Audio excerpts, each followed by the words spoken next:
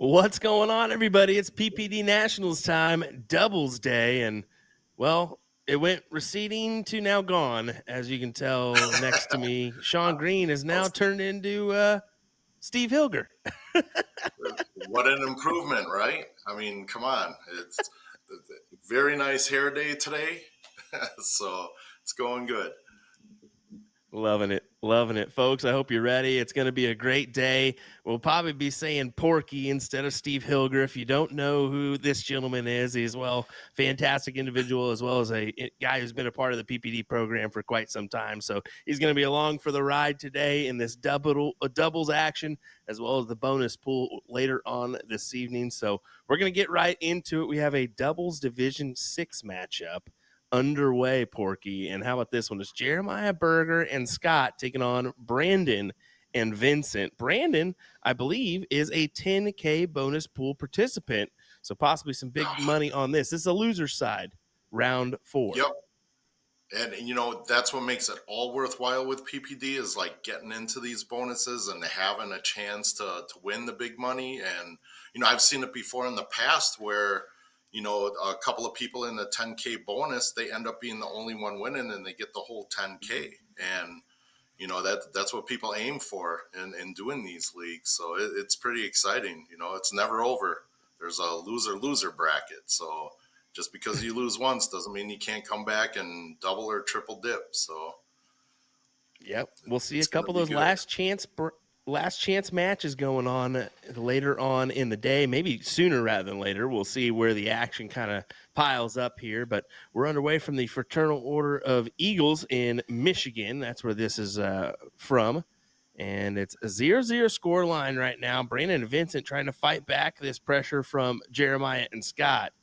They got some bulls to do so. They're going to need a ton of bulls here, but not impossible. I've seen worse things happen. And you got to give it up to Maya, too. I mean, anybody with the last name of Berger is going to be one of my favorites. You're definitely not mistaken there, Porky. You're not mistaken there. As we all know, this gentleman loves a good sandwich, loves a good anything when it comes to fine dining or not so fine dining, as Scott and Jeremiah get the job done. 1-0. As long as it's dining, I'm all good with it. Insert the slaps, couple slaps photos from the barbecue adventure we had.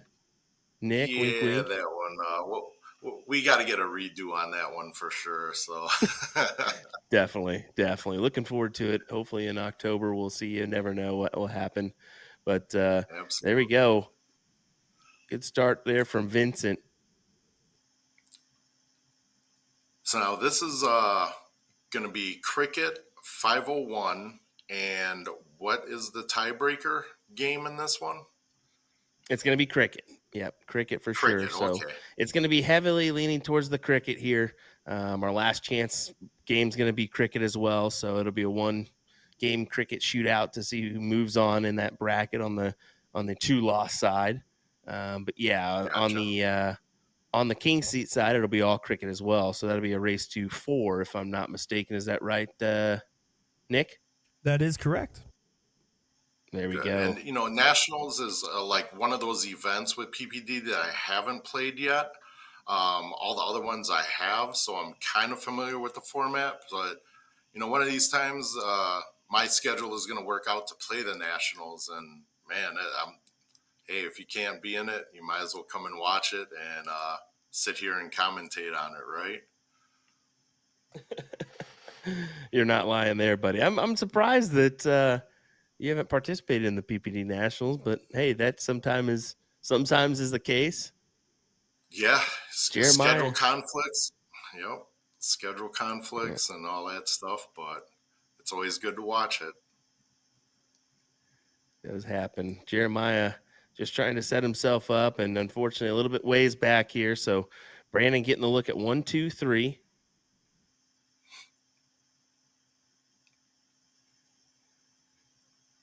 See if you can get rid of this one. Still an opportunity. Not anymore.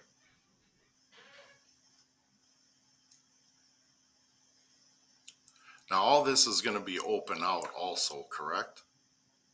Yeah, it's all open out, so makes it a little bit easier on that 501 game, let's be honest. Oh, yeah. It gives you a lot more opportunities for different outs. A hat trick here would have set up a good 157 for him, but he just missed.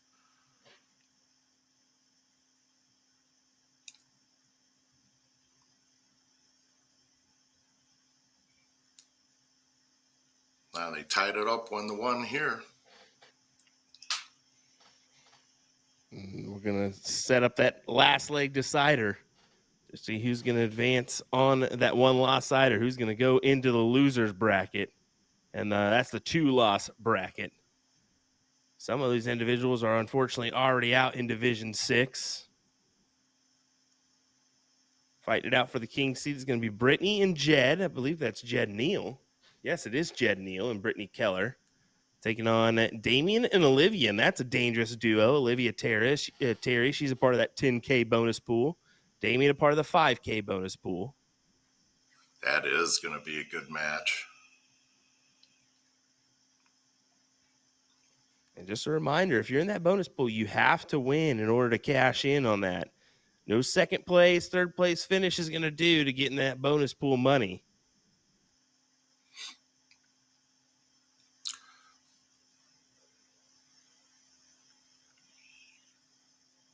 So that right there was just the diddle, correct, for the tiebreaker? Yep, just a diddle for the tiebreaker. So this will start the last leg here. Vincent and Brandon getting the start. They got to take advantage early, and a 4 mark will be okay. This isn't as significant as the CSC Challenger Series where you have to start off with a 5+ because it just seems these days where you have to. Where, how about let's talk about that for a minute? You found yourself in a unique position, fighting it out for a possible king seat match. I did. I had some pretty tough opponents. Jed Neal was my first opponent, who will be playing for the Hill in Division 6 here, like you just mentioned. Next one was Sean Kafflish, and then I had Derek Hinkle. And man, this is no easy match. I was very fortunate to make it there, and my next match is going to be against Jules whenever he stops doing what he's doing over in Europe right now. You're not kidding there. He's giving a good ride here overseas, which is good to see. He is. Yep, absolutely. I mean, he's a phenomenal shot. I love it. I'm looking forward to playing him, and I'm going to try my hardest. You never know. There we go. As we get Justin Hightower in the chat. Jason Hawkinson says, Porky, are you hungry? Paul, hello, Porky, sir. Hello, hey Paul, and no, I'm actually not hungry. Zyla cooked me 5 grilled cheese sandwiches before I came downstairs, so that should tide me over for at least till the end of this match. So he's doing okay, everybody. Zyla got him covered. The lovely daughter. Yep. Don't tell Camille, the better daughter. No, I'm just kidding. I can't do that.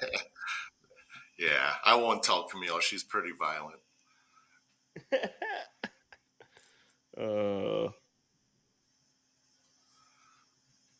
Scott's in a pretty good position here. Depending on, that's the way I would have done it too, going for those closes on the 17s. And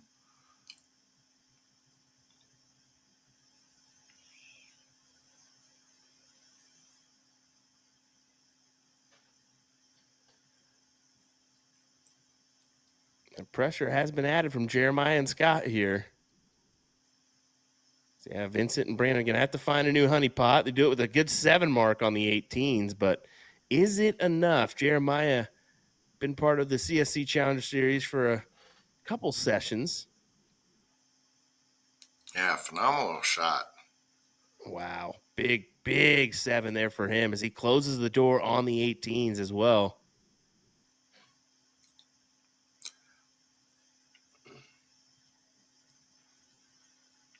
Now, for those that don't know, this gets rounded out at what round? Like 25, is it?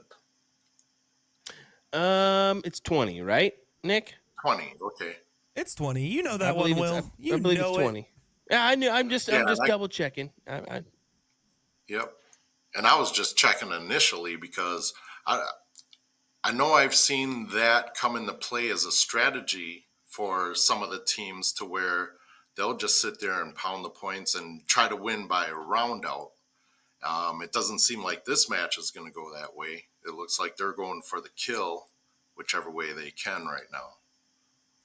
Yeah, you're going to notice that especially when you get to the like some of the lower division to matches, they don't feel as confident taking out the Bulls or takes them multiple rounds to do so. So roundouts, Uh-huh. especially while you will also see point battles that might last the full length of the game in the higher divisions, it's a lot more likely when you get down to the below the top 5, top 6 divisions. Which makes perfect sense, definitely. Well, we hope you're ready. There's action throughout our PPD system here as I'm kind of checking out things all over the place. One bar definitely has a practice match going on, which is interesting, but numerous of these other ones have action going on throughout. So definitely got you covered for a little while here with this PPD Nationals. And later on this evening, don't forget, we got PPD bonus pool action we're going to be covering.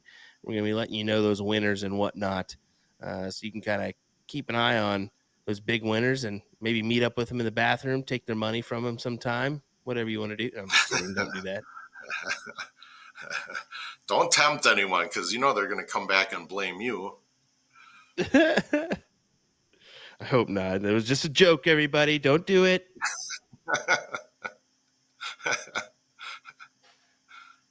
Jed Neal might be listening.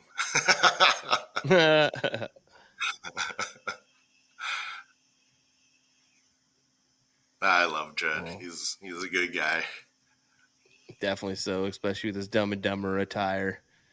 Oh my God, that has me cracking up every year.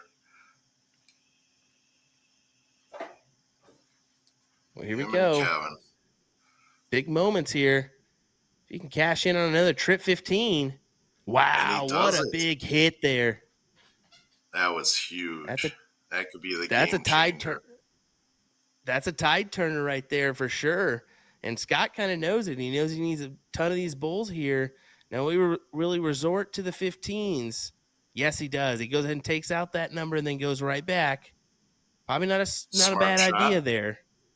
No, not at all. I mean, it's a smart shot that gives your partner. I mean, it's 3-3 now on the Bulls, so it's a perfect play. And Oh, the door just is misses open it. for Jeremiah.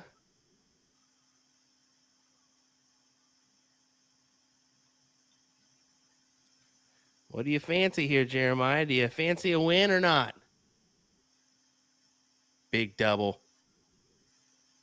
Oh, we get it. There it is. Oh, I thought that was a double to start. It was not. But he Nope, gets that the was just a job done. single. 3 singles. Absolutely. Yep. Gets it done. What a way to counteract that big hit because boy, was that looking questionable there for just a second. But Brandon and Jeremiah and Scott will advance on that one loss side. Brandon and Vincent will go to the last chance bracket to see if they can insert themselves into a finals berth or not. But we're going to head to, it looks like King's Seat, as we're going to get Kevin and Dennis taking on Mike and Justin. And this is a king seat for which level? No, this is the King Seat Bar. What division Oh, is the this king there? seat bar. Nick, do you You know? know what? Yep. This is That's a Division little 30. unfair. It is a little bit I mean, unfair, that's right? like, here, I'm going to open a bar called On Board, and then, or On Board One, or something like that. So it's king seat bar. All right. Here I am thinking it's a king seat for this level or something. And that's quite a right. What is this? Is this a last chance game we got going on here? Dennis and Kevin, Justin and Mike. It is 11th, 12th place match here. Last chance, folks. One leg is all it takes. Someone's out, someone's in. Who's going to get the win here? We're going to find out.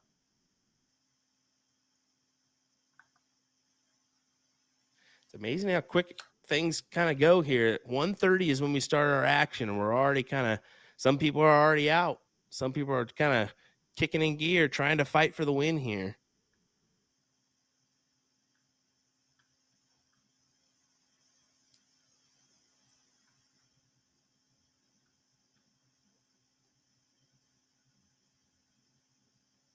Just a 2-mark opener from Dennis. And this is going to be the one game of cricket for the last Yes. knockout. All right, gotcha. Yes, sir. What a big hit there pretty from much pretty consistent with most of their other tournaments. Yes. Yeah. That was a big hit there from Mike, honestly, as he comes up with a 5 mark.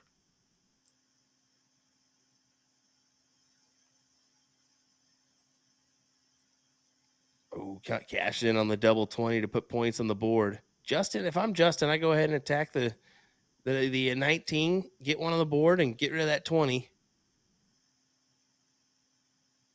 That's exactly what he tries to do. Just falls a little short on the 20. Should be a comfortable lead for now.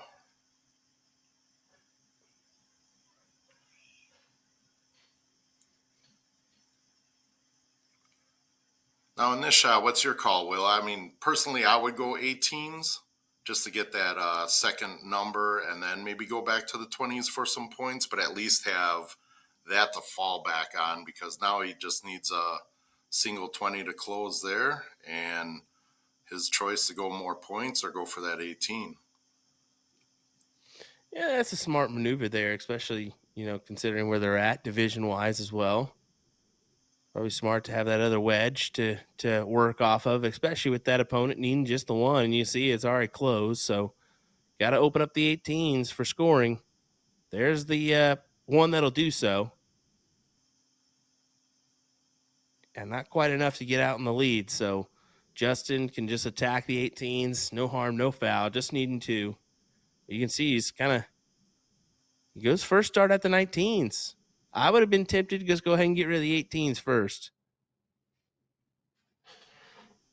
Yeah, mark to close it. That would have been the best thing to do. We can see a little discussion about it. Hey, you left that open for him, and now it's tied up. But Mike should get rid of that 18 and point here. There's the 18. Point it up. And he's going 17 the second dart. Yeah, I wouldn't have messed around with the 17 there, but at least he did get the points he needed. Yeah, he got the points he needed. There's just so many different strategies, just watching the past streams, everybody has their different opinion on what strategy to take and everything. So it's definitely different watching different levels, how the strategy differs from the different players, and depending on their skill level also. 100%. 100%. That's the kicker there.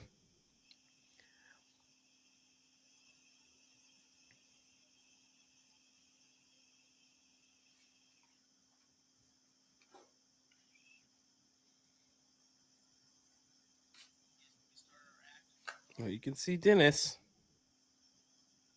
having to open up a new wedge and having a little struggle to do so, as this is all in the hands of Justin and Mike right now.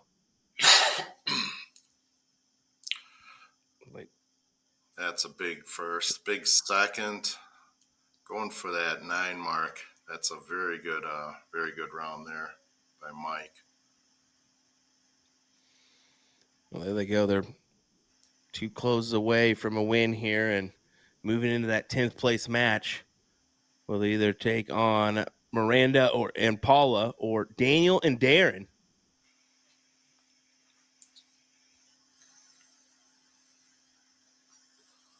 Got some other last chances going on. It looks like numerous last chances, what I'm seeing.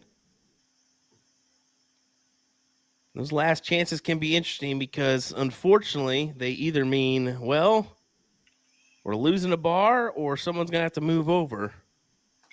Yep. Or someone's riding it out on the last chance, and that could be always difficult.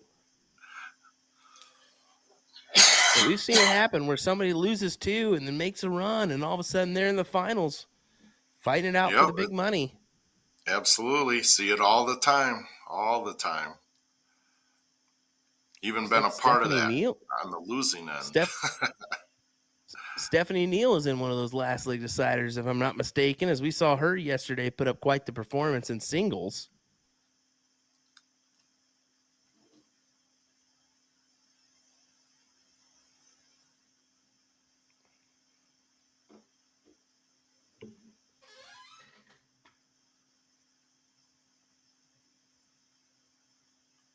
One more bull for the win. Right there. I think they pretty much have it. They're very comfortable right now.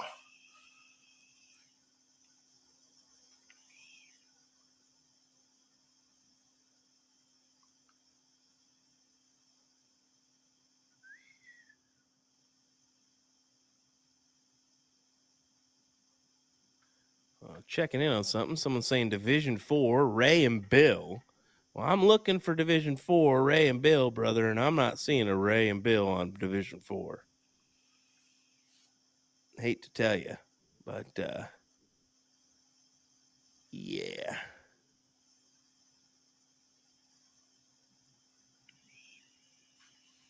Not seeing them. Ray and Bill are playing Division 3. Bill, or at least I see a Bill and Raymond, Bill Maloff and Raymond Poff, Mid-State Amusements. That's Division 3, last chance game. They don't have an opponent yet. There we go. That's probably it.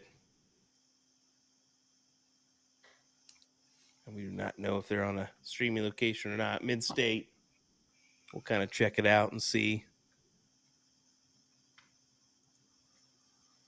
So, how many total divisions are competing today for the doubles? We 42 divisions, which is just incredible. That's probably the most divisions 42. we've had. Wow. Yeah, 42, which is just crazy. It just keeps getting bigger and bigger. It does. Heather Fuller asking about Cole. Cole Fuller is in the 8th place match, last chance side, trying to get in that 6th place match and make a run. We'll see. But yeah, overall, some interesting facts. Yeah, we've got 42 divisions here for doubles. And just to kind of name some differences here, Division 1, 7.899 to 7.996 is the differential.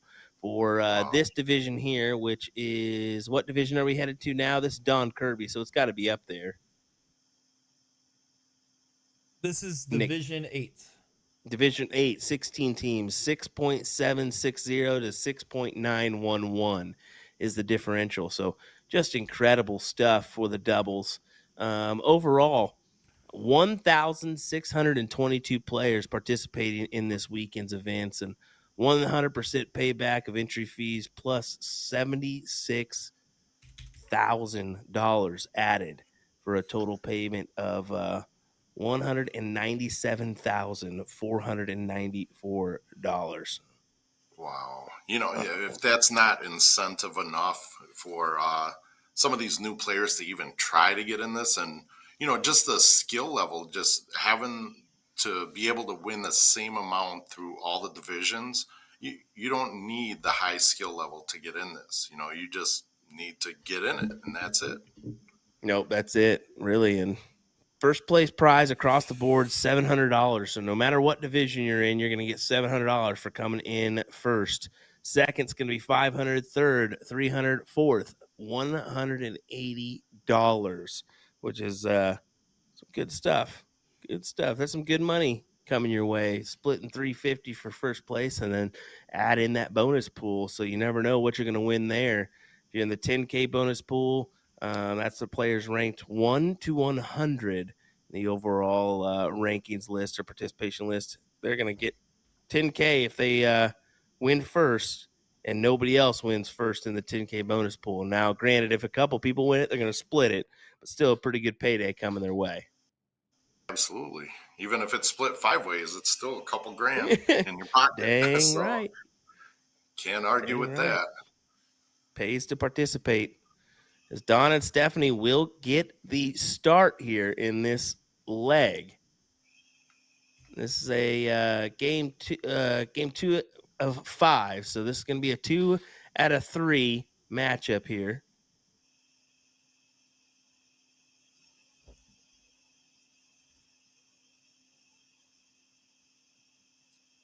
And where is this bar located at? This is in Indiana. Indiana. This is Night Okay. House we're checking out. So this is a bar close to Sean. Gotcha.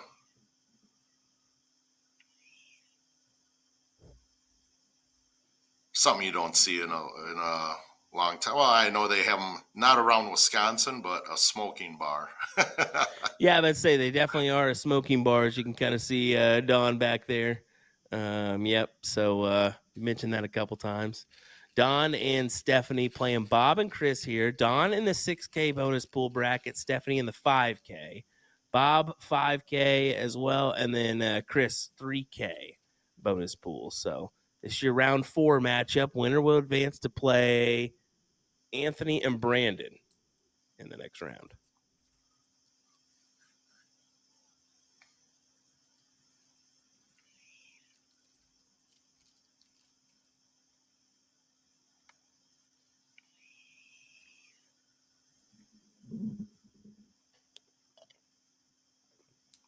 Taking the safe shots just to get by. That's a pretty good shot by Don. Yeah, safe shots are probably smart here, especially when you think you got a partner with you. You got to take those smart shots. Yep. And, singles make a very big difference. If you keep track, we did this a bunch of years ago. We kept track of the higher levels and just counting how many marks you miss, even if it's like a single or whatever. But, at the end of every cricket game, you're looking at 10 to 13 missed marks, and that could have made the difference. So every single counts, no matter what level you're at. Bob and Chris with the opportunity here.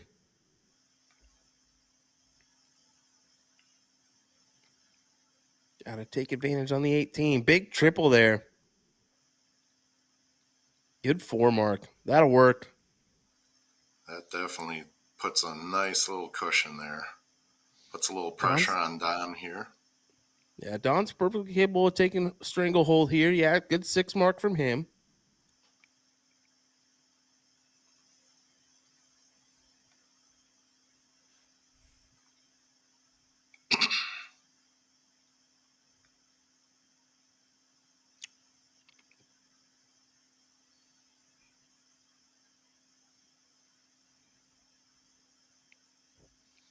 I think Bob's going to take a look at the 20.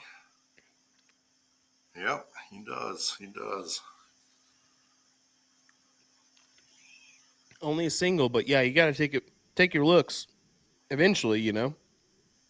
Absolutely. And, Bob's good enough to hit it for sure.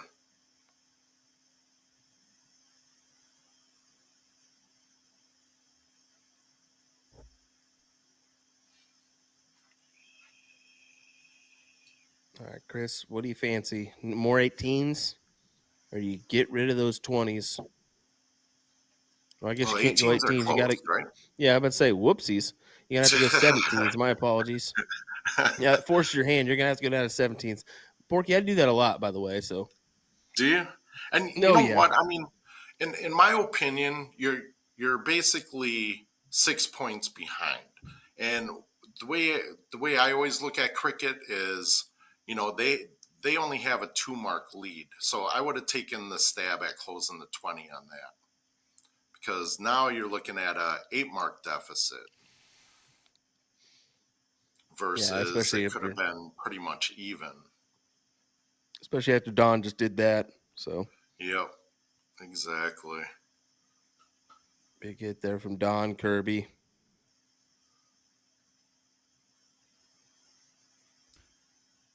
Paul Rogers in the chat here says, I have a dumb question. You say top 100 in division, and what puts you in the 10K in other divisions? So to clarify the bonus pools for you, basically it's not divisional based average or anything. It's based off participation. That all-star rank list is how many games and tournaments you played in that PPD year, and that's what gets you those positions. That's why everybody has equal access to those pools. So if you're in the top 100 of participation in the current PPD year, you are eligible for the $10,000 bonus. And then that continues on for every 150 spots, all the way down to 1,000, going down from 6, 5, 4, 3, 2, and $1,000. And you and your partner can both be eligible for the bonus pool. So you win your own pool, your partner wins their own pool based off what you guys are eligible for. I hope that helps answer your question, Paul. Appreciate it, Nick. That was great explanation there. Don't talk again. No, I'm just kidding. That was great. Good stuff. It's a love-hate relationship, Porky, if you didn't know. 7 mark of Don Kirby. Great stuff. I love Will. Will hates me. Yep, there you go. That's the love-hate about it, right? It's perfect, isn't it? It works for everyone. Will hates Whataburger, but he loves that honey butter chicken biscuit, I bet. Actually, I have a Porky story. A Porky-esque story that happened today. Let's hear it. I was getting ready for the stream. I was on my computer and working. My roommate says, hey, I'm going to the grocery store. And I was like, oh, perfect. You're going to Publix. Can you grab me? Publix is known for having their little they make sub sandwiches. So I'm like, can you just grab me a pub sub? Well, I'll send you the money for it. I'm working right now. I don't have time to go.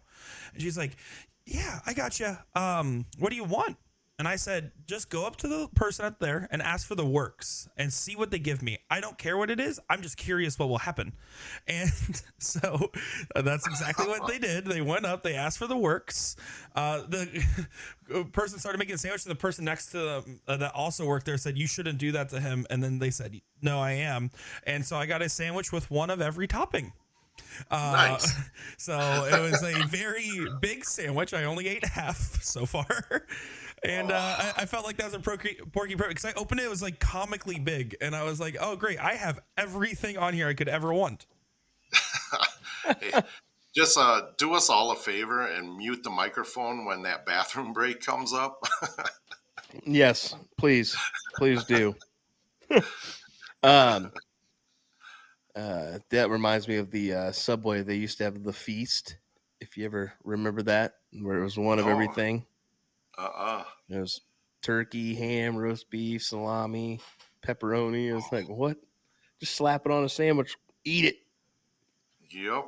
Oh, yeah, definitely. I would have to eat those with no tomatoes, or that stuff is just coming right back up. No tomatoes for me on any sandwich. Well, folks, right now, Don and Stephanie have the advantage as they look to continue hold. But wow, what a shot from Chris. That was a huge shot by Chris right there. Massive 7 mark for her. Keeps things a little interesting surprised here. He didn't go down to that 15 on that last start, especially with Bob Anderson coming up. I mean, he's very, very capable of hitting the 2 trip 15s and closing that 20.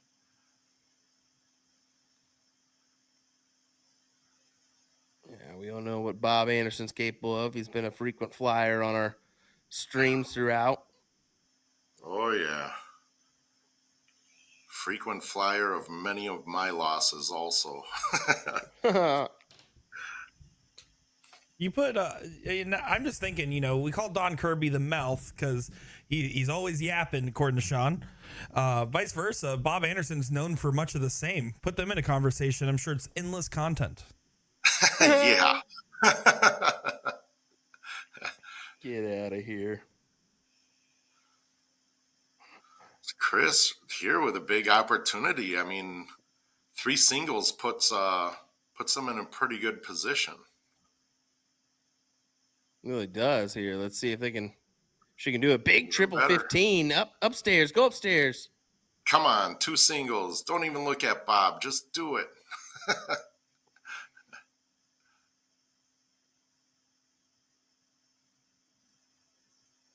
Oh, stay with it. Stay with it. Is Bob telling her to go down? Yeah, he Oh, did. yep. Go back to that single 15. Get that great. If you get a triple, even better. Big triple for Don and the close. Textbook right there.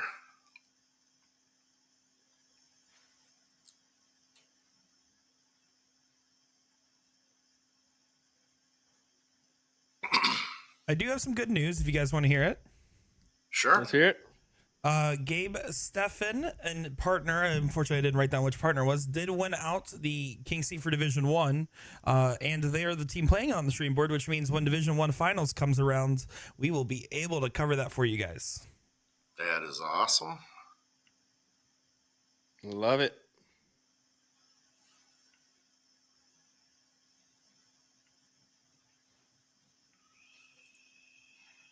Should be good. As well, can Chris once again kind of create miracles here as she's opened the door for him in the past couple rounds.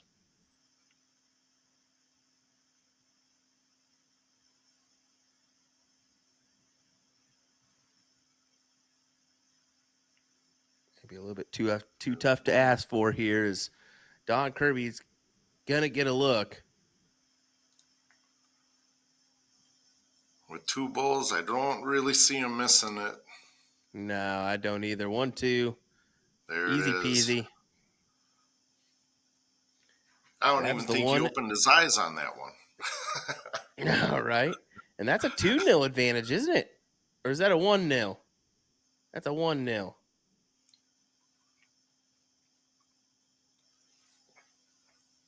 That seemed like that game started like 2 hours ago.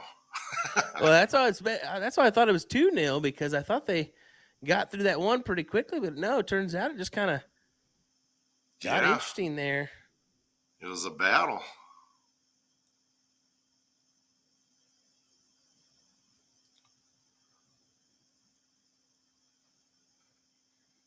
Yeah, big hat. Big hat opener back to back. I have a feeling Don and Bob will be going hat trick for hat trick in these 0-1 games.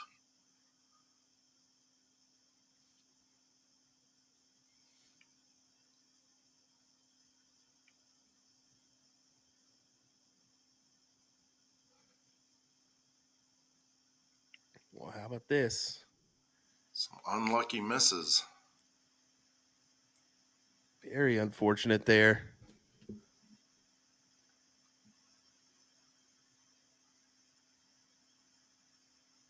Oh. And yeah, this is a big door opener for Stephanie here. And Don's coaching her up, saying, all right, here's our chance. See if they can get this done and get it done here. Oh. The unfortunate misses. That's one part of my game I always want to work on. You know, I want to miss and hit the 20 or the 19, you know, and I don't want to miss and hit the ones and threes. Don't we all? Don't we all, Porky? Yeah, Bob finding it once again. Not the hat, but it's a great low ton. Correct. Going double on the back end.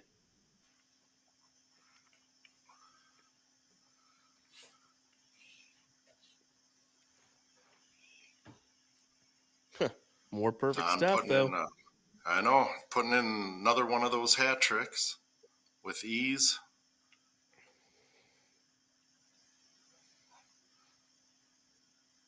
So we need Chris to at least get Bob down to an out.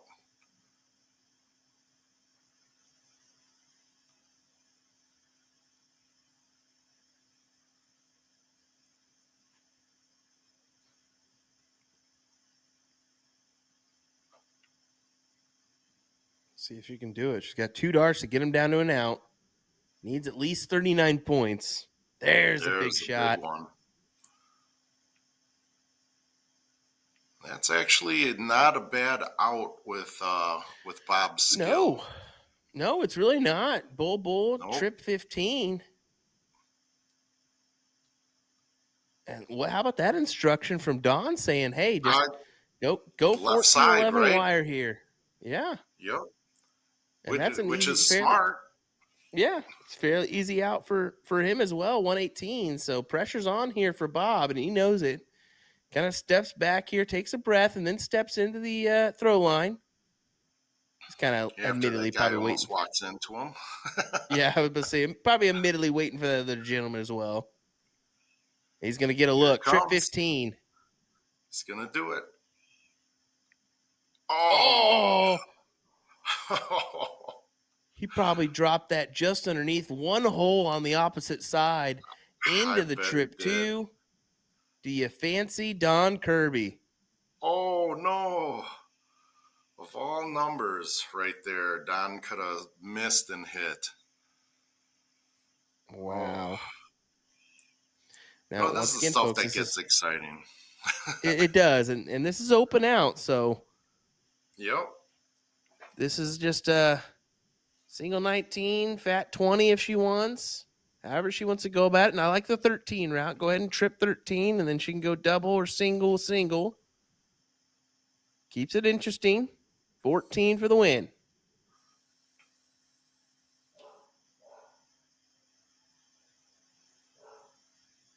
Oh, that phantom dart throws me off. All right. Oh, And it no. gets her. No. The door is open for 9. Stephanie as my dogs go nuts upstairs. Sorry, folks.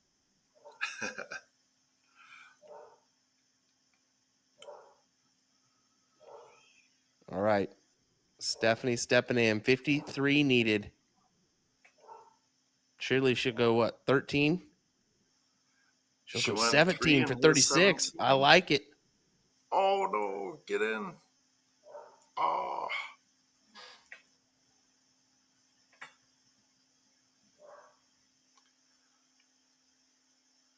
I don't think Bob's going to mess around and just go for that fat single 5. Yeah.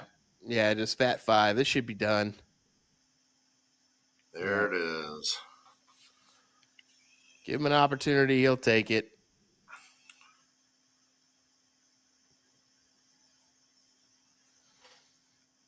As that ties us up 1-1. We'll head into our count up leg here. Bob to throw first.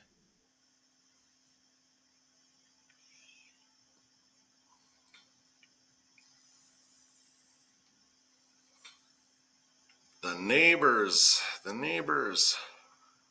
Bad case of the neighbors there, and Don's going back over to him with really a big advantage. He should be able to take hold of this one easily. One dart probably to do it, and it'll just take him 2. Yep.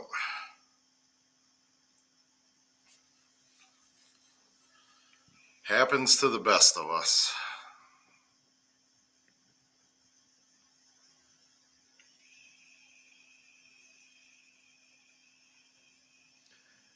And on we go. Don and Stephanie will start us off in the last leg decider. Winner will advance to take on Anthony and Brandon in round number 5 on the one-loss side. Loser will head to the last chance bracket as they will take on Chad and Joe. Chad and Joseph. There we go.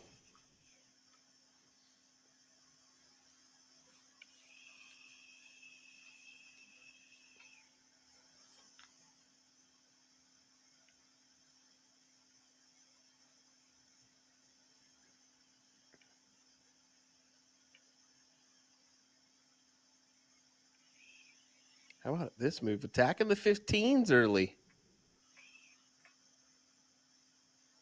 Attacking the 15s. Could be your strong number. Or maybe it was just, that's definitely different. We'll see what happens here. Could pay off for him. But I don't know. Hard to imagine, especially Chris has the 19s to work with. That's, I believe, what she's aiming for here. Why would it be the 17s? And unfortunately, nothing to kind of offer. So here we go. I don't know. We'll see how this plays out here. Big triple, and he'll take hold of them 19s, but still had a look. Interesting strategy. I mean, I've used it before. You go to a blind draw and you get a player that's nervous or hasn't really shot that much. And, sometimes I'd say, well, what's your favorite number? What do you think you can Yeah. hit? And, if it's 15 or 16, that's not a bad idea for them to go for it. I mean, if Yeah, not bad. any, Not a bad idea at yeah, all. yeah, I mean, one or two marks that's, a higher caliber shooter could capitalize on that.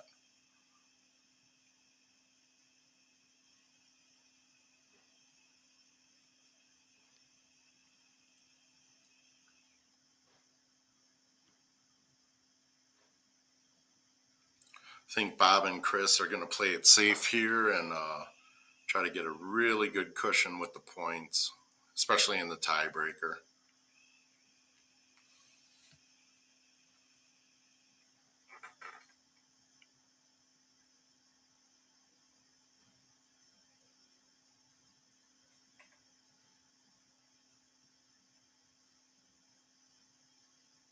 Well, Don goes back over to him.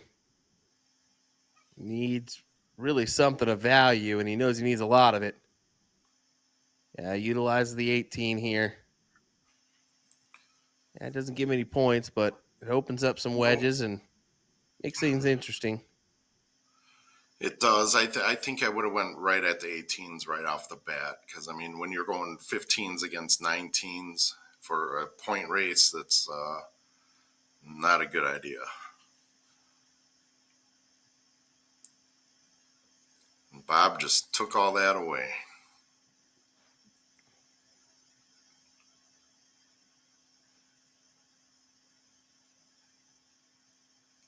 Oh,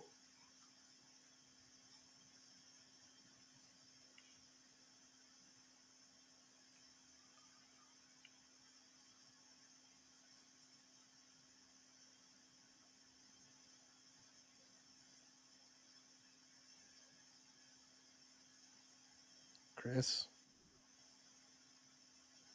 knows she's got the advantage and just needs the 17s or 16s here. Something of value here.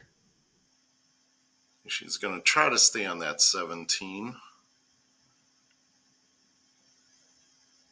Get that field goal between the 3 and the 2. Nope. Yeah, nothing of value. So back in the hands of Don, and he knows he's almost a miracle right now. He just results to closing out some numbers.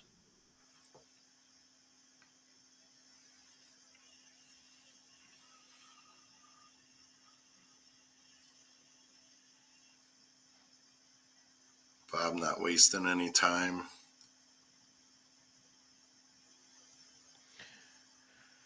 Rick asking, are they playing more than one game at a time? I'm not sure on that one. I don't believe so.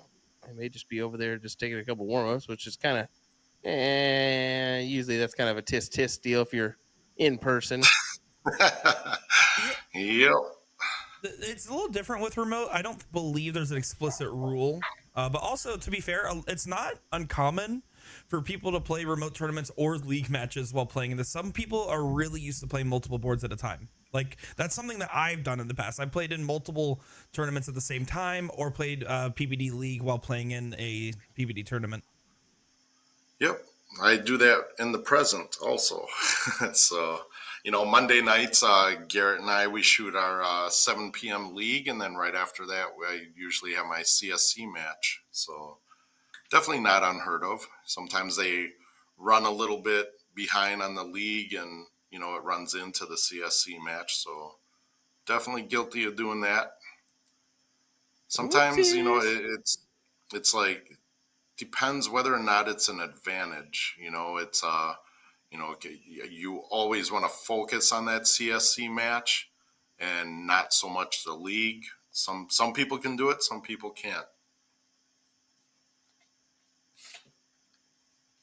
It also depends on your comfort level of your strategy, right? Because for the most part, for me, the reason I like playing multiple is Ludi really wanted that one. I personally like getting the muscle memory, the arm warmed up and loose, and then I trust my strategy to look at a board state and know what to shoot. So for me, I enjoyed it because it just kept me from overthinking things. I was just go up at the board, shoot. All right, 20 seconds over here. Go to at one point in time, there was a time where I played 3 league matches at the same time consistently. That is how I played PPD leagues back when I was playing. And yes, I was in all the bonus pools.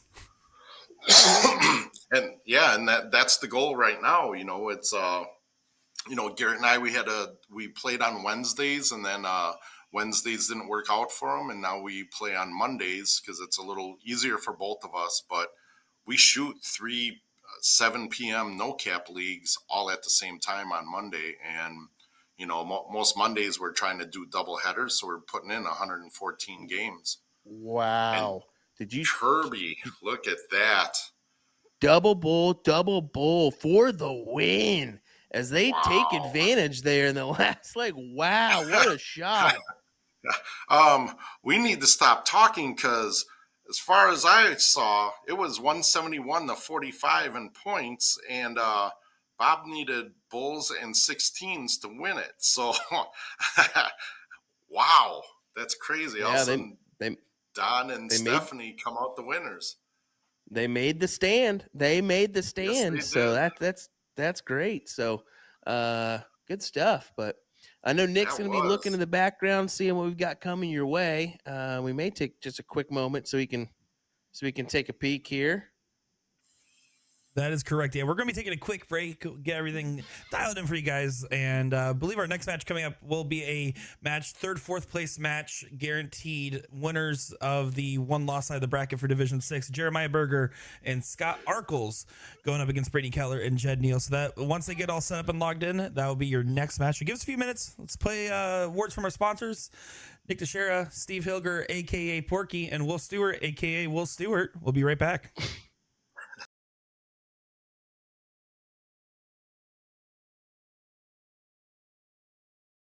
I dubbed today St. Hattrick's Day. Let's see how many hat tricks I can get in less than 90 seconds with the new Dart World range. Let's go. Starting with the regulator, dressed in the Irish and a few beers, fit flight shape. Now the Phoenix darts in the fit flight slim. Patrick, go quick. What's up next? We've got the Anthem darts. I'll be Irish and a few beers, L style shape.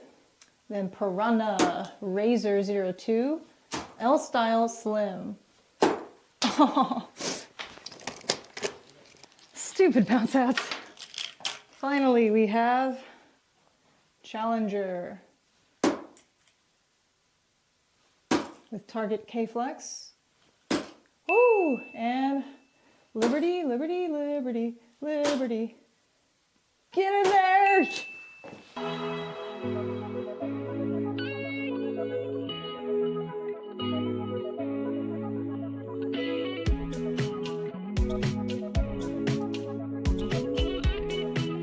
The Mark McFadden V2 darts range by our in-house brand Colonial are available now. I'll be doing an in-depth review of the soft tip and steel tip versions, of course. Overall, we give the V2 range a 5 out of 5 for grip intensity. 18-gram Mark McFadden Colonial barrel.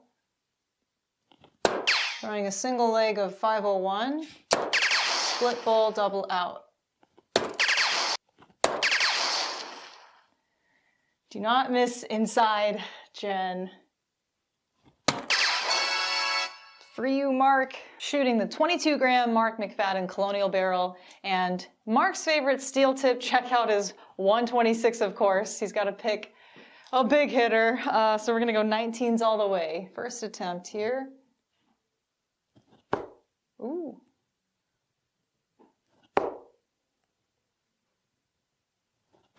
Oh my God.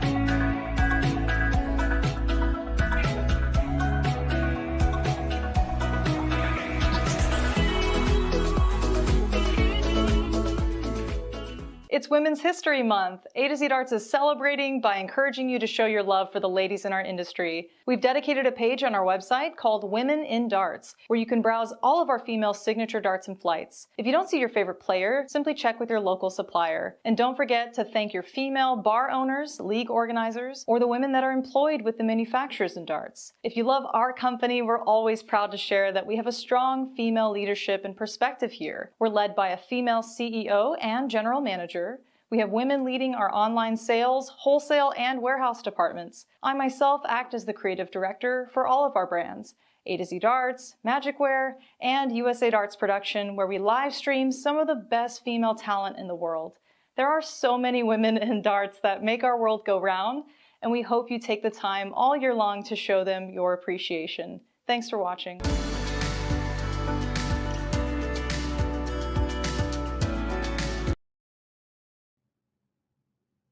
All righty, well, here we go. We got a good one coming up right here.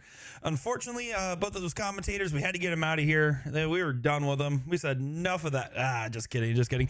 No, those guys will be back in just a second here. They're getting some water, and this was ready a little faster than I told them it was going to be ready because I had no idea they were going to be not messing around here. So good stuff. This is going to be that last match of the one loss side of the bracket. So loser is guaranteed at least fourth, but will not be out of the tournament. And the winner will be guaranteed at least third as well. So both these teams fighting to have that advantage going into the third place match. That is also where the money line is. So very important notes. Jeremiah is in that 6K bonus pool playing with Scott. Brittany in the 1K bonus pool playing with Jed. I'm Nick Sher, everybody. Steve Hilger and Will Stewart will be back in just a moment's time.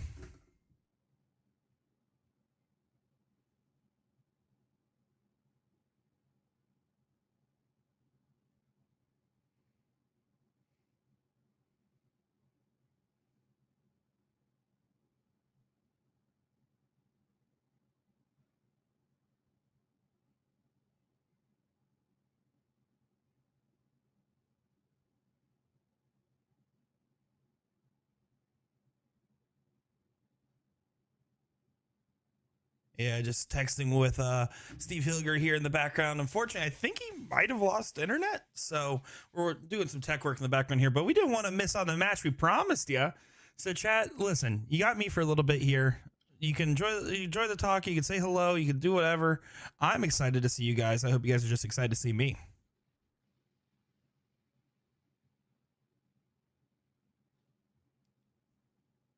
Brittany Keller, someone we've seen on the live stream a few times, and Jed Neal. They're playing at a south end. Normally, we would actually be able to get their camera perspective, but with everything going on, all the stuff jumping back and forth, unfortunately, I did not have that set up ready for us. So we'll only get the one side today, but honestly, you know, who wants to see Jed Neal? Let's keep it real. I'm just kidding. I'm just kidding. It's half of Dumb and Dumber. Who doesn't want to see him?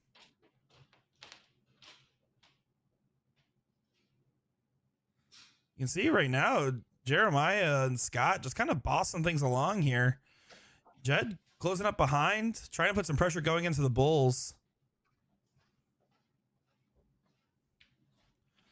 Yeah, Jeremiah can just take the shot right at the Bulls here and not have to worry too much about it. If for some reason the Bulls don't find it, then they can go over to the 15s for extra points as well. So you got the insurance policy, but that first Bull's good. Working his way. Gonna get one more. The girls in the background going crazy. They're celebrating and dancing for him as he throws a 5, 6, 7. Jeremiah and Scott get leg number 1 under their belt. Did we lose Porky? I guess his internet just went out, so he's working on that in the background. Hey, I knew it would result to this. You love hanging out with me. And Ivory. Oh, sorry. It's okay. I didn't know that song, or else I would have sang along.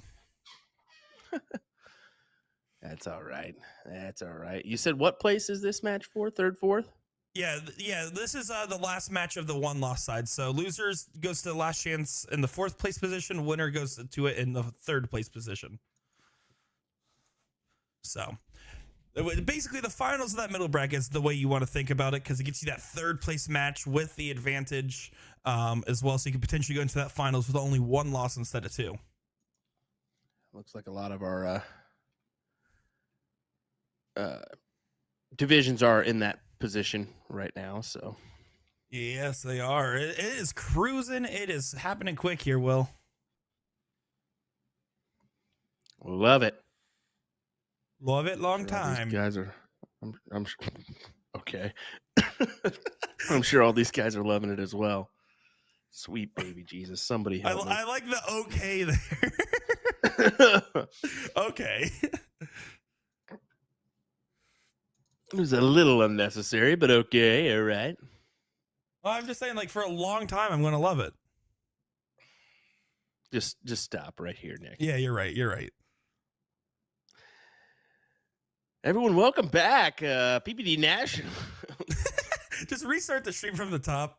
Actually, you know what? We're just going to bring only Sean Green in. All of us are fired. We're done. Well, Jeremiah, opportunity to put himself in a checkout position, and, well, oopsies. It falls the hat trick with just 74. Well, he had to, that second dart, or that first dart, he knew he was kind of in detrimental position. Going 50, so he needed to kind of change his route 60 or maybe even a 57 to try to get to a checkout opportunity.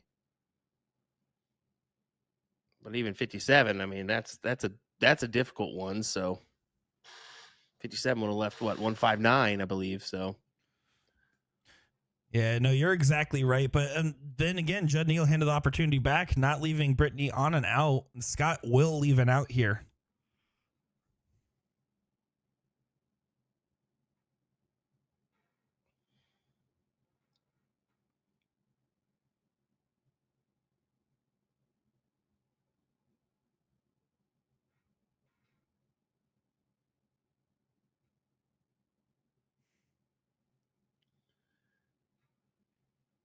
okay, do you fancy it, Jeremiah? A 129. Start off on them 19s. Could get away with a fat bull, but Yeah, I like 19s first every time. And because you have so much room, he has the trip 20 now for the match. boom. Oh. To just get that wonderful screenshot from Porky. Spectrum service alert. There's a service outage. So, Hey. yeah, he's actually trying to rejoin using another device. He's getting something working in the background here. Spectrum is no fun, even in Wisconsin. Is found out that's what we were rocking with at Booyah Cup. No wonder we were having it. No, I'm just kidding. No, you're not wrong, though. I recently switched off Spectrum. Finally got that real fiber internet. Feels nice. Whew. It's about the only way I can watch 20, 30 dartboards at a time, plus have a live stream going.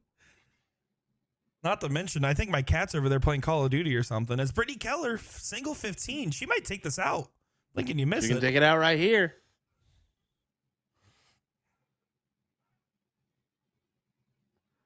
Oh, and that's unfortunate because now it goes back to Jeremiah and Scott, and they have the 1-0 advantage. So 220s for the win to advance to that third place position. And that's what they do is we get a interesting motion from the lady in the back. Yeah, they've been, I don't know if you noticed it, every single one of their matches, they have been the cheer squad of varying cheer dances so far. Yay. Now he's on his phone. He said, I'm just going to get on the phone and see how it works. And boy, is it going to be good. Man, as soon as I just got the text from Spectrum, there is a internet outage in your area, so that's probably why it was lagging earlier too. I'd say maybe that's the reason why. Yep, it's a good chance it was. As we go back to Don, Kirby, and Stephanie, they're at Night Owls. Taking on Anthony and Brandon. As we mentioned earlier, this is the next match we got for you.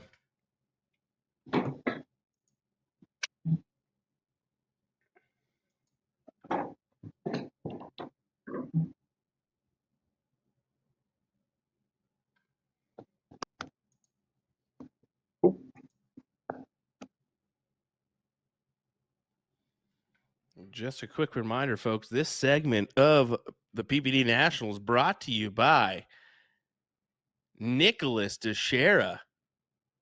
Yeah. Hey. Woo. Have you ever wondered about yourself? Did you want to get complimented on just some random piece of garbage that you do? Ask Nick Teixeira. He'll give you the pump up that you need to get it through the day. Nick Teixeira, reach out today. Facebook Messenger, email, YouTube, whatever you feel like. Just reach out. He'll help you. He'll give you a good job, my friend. Me What on a every pump up. Grand Board stream. I'm just kidding, guys. I'm just kidding. What a pump up job that was from Will, man. That Excellent. was so good. Yeah, you've been paying attention to my classes. Clearly. This is an interesting position right now as neither team's on the out. So now Brando will get the opportunity to potentially set up a 2 straight.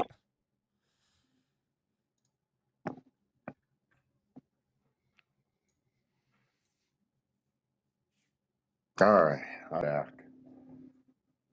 Porky's back, everyone. Hey. Gotta love technology.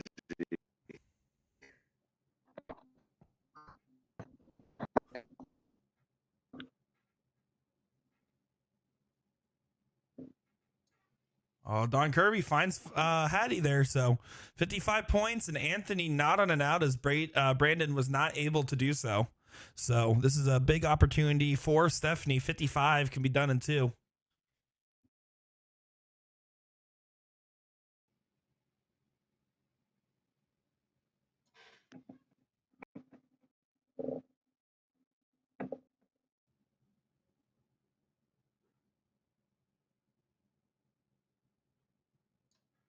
How about this 4?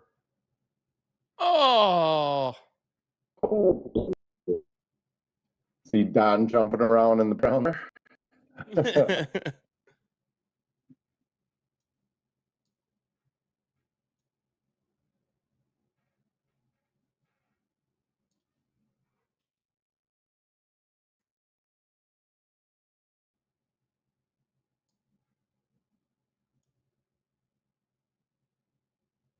Just a bit outside. Just a bit outside. Got to do it with more emphases. Come on now. Bob Euchre You know, deserves a little bit Bob better Euchre. than that. He lives about 10 minutes from me. Really? Yep. Yeah, he lives in Menominee Falls, Wisconsin. And my grandfather was one of the engineers for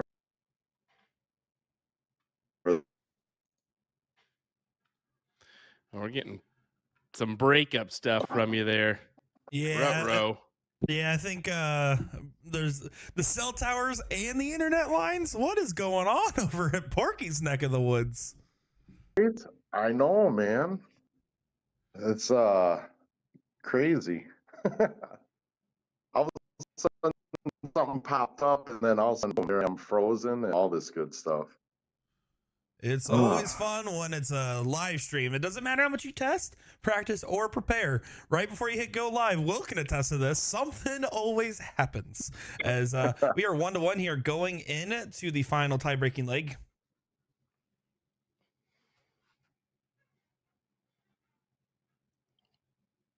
We'll see. 1-1 is a great score line. On with the big one or two.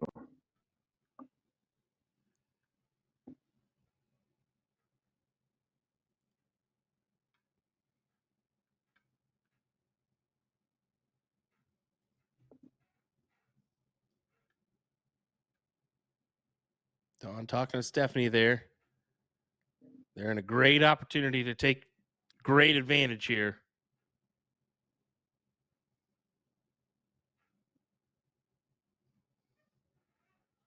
So I wonder if Stephanie's strong suit are those 15s and 16s, because we've seen that in the last match too, where she went 15s first. This time it was the 16s. I mean, it's a good play. It worked last time. Yeah, exactly. It really did work last time, so might as well utilize it and continue on. I mean, you got to do what's best for you and your opponent, right? And try to get you to the finals. Absolutely, especially with somebody like Don backing her up. I mean, it's smart. It's strategy.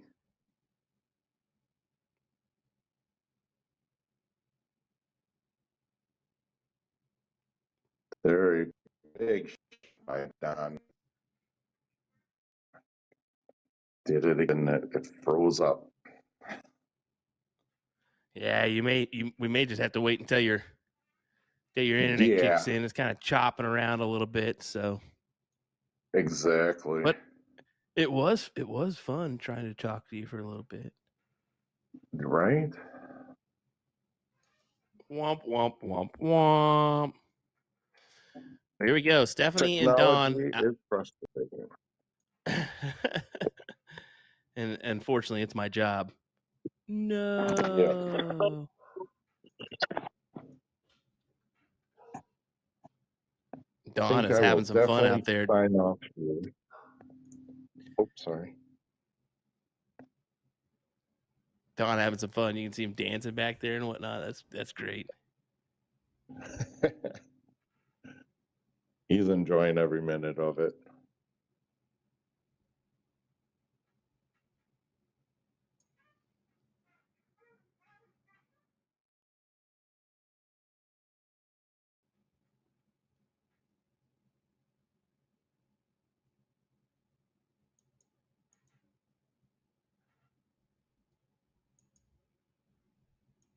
Yeah, so unfortunately, yeah, Porky will try to come back once his internet gets restored in his area there. Oh, he's still trying. He's still here at the moment. I was wondering if he was gonna say bye. I was like, man, he's left out saying bye. That's crazy. Oh no, I open the window back up and all of a sudden it's unfrozen, so it's The struggles of streaming. Isn't it no great, doubt. everyone? Especially remote streaming. It's like streaming, but on steroids. With the amount of points of failure is insane. The truth. I'm gonna drown my sorrows in probably Domino's pizza or something like that. Oh yes, I love it. I did a pizza run I really didn't need to make last night, but I did it anyway because, well, I thought I was hungry. Yeah, and for me, it's worth every bit of heartburn that I get from eating pizza. So Look at this from Dawn and Stephanie. They're continuing to truck on here, folks. We love that because that means more stream matches for us.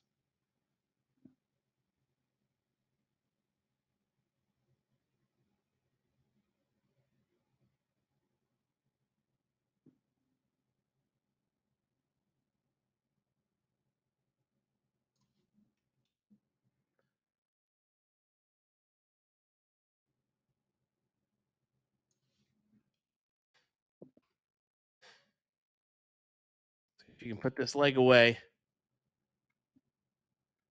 In just the two bowls. She can't do it in this one. Time is on their side.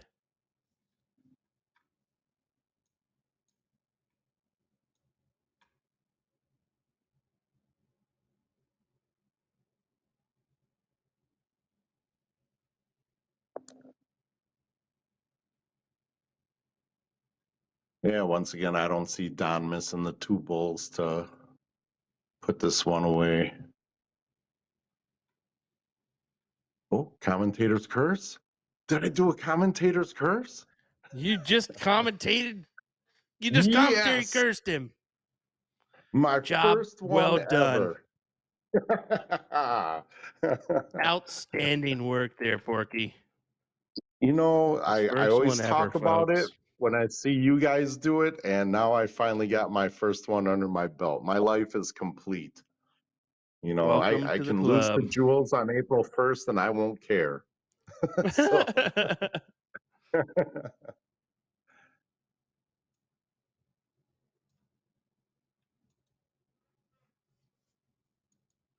And I missed my opportunity to do like a reversed commentator's curse. I should have said, she's not going to hit this. And then she would have went bull, bull.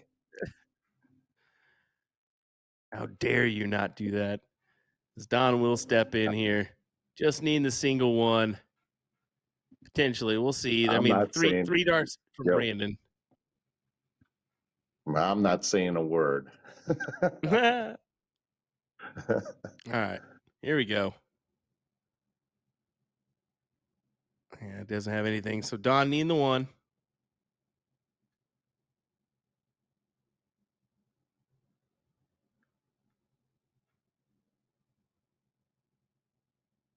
Ooh, There it is.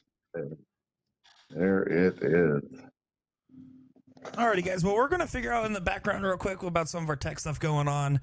We're going to just take a quick little ad break here, and then we'll be back in just a moment's time for some more matches. We got plenty coming up. We still got Jeremiah Berger's run, Division 1. Our other divisions are still playing, and plenty more darting action. So what do you say, fellas? Sounds good to me. Love it. Sounds like a food break. Folks, stay with us. We'll be right back with more entertainment in just a little bit.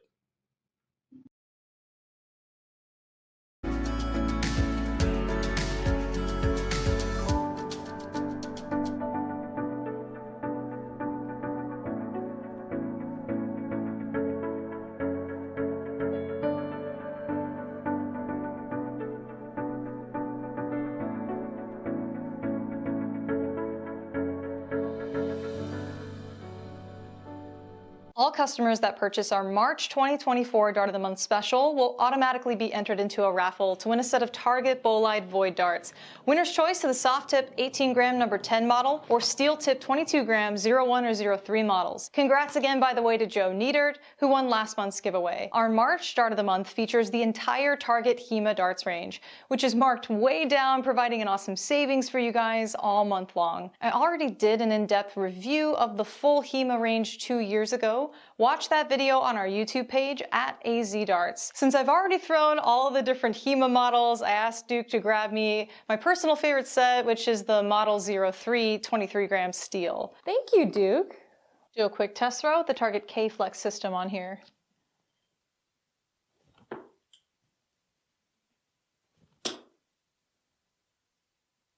Oh man, I just missed the 3 in the red, I think. Well, you've got 5 barrel variants to choose from. Let's focus in on here. All completely different grip reference points in the HEMA range, all fitted with smooth silver Swiss points, striking bold radial grooves all throughout. Just a sick range for the sale price. That's it for now, folks. Head on over to a2zdarts.com, click on the Dart of the Month banner on our homepage to make your HEMA purchase and enter our raffle. And yes, we ship internationally. The checkout cart will calculate shipping for you overseas, guys and gals. Thanks for watching.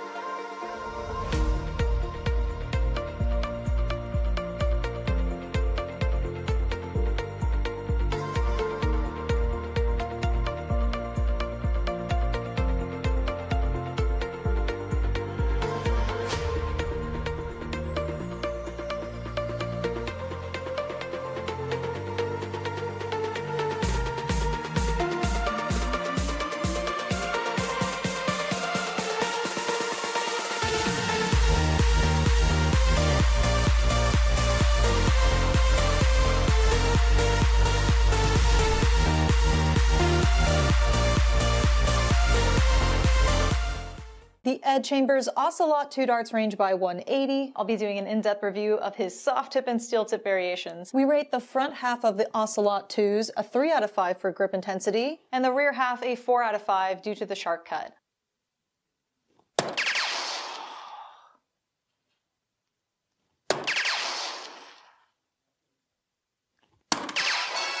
Well, how about that? We could have never predicted it, but we actually found our way to a 99 checkout.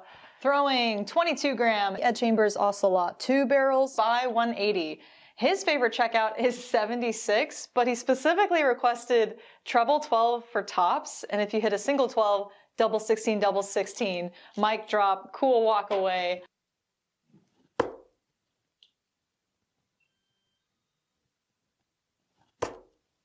Ooh, it was so beautiful too, right in the center of that double.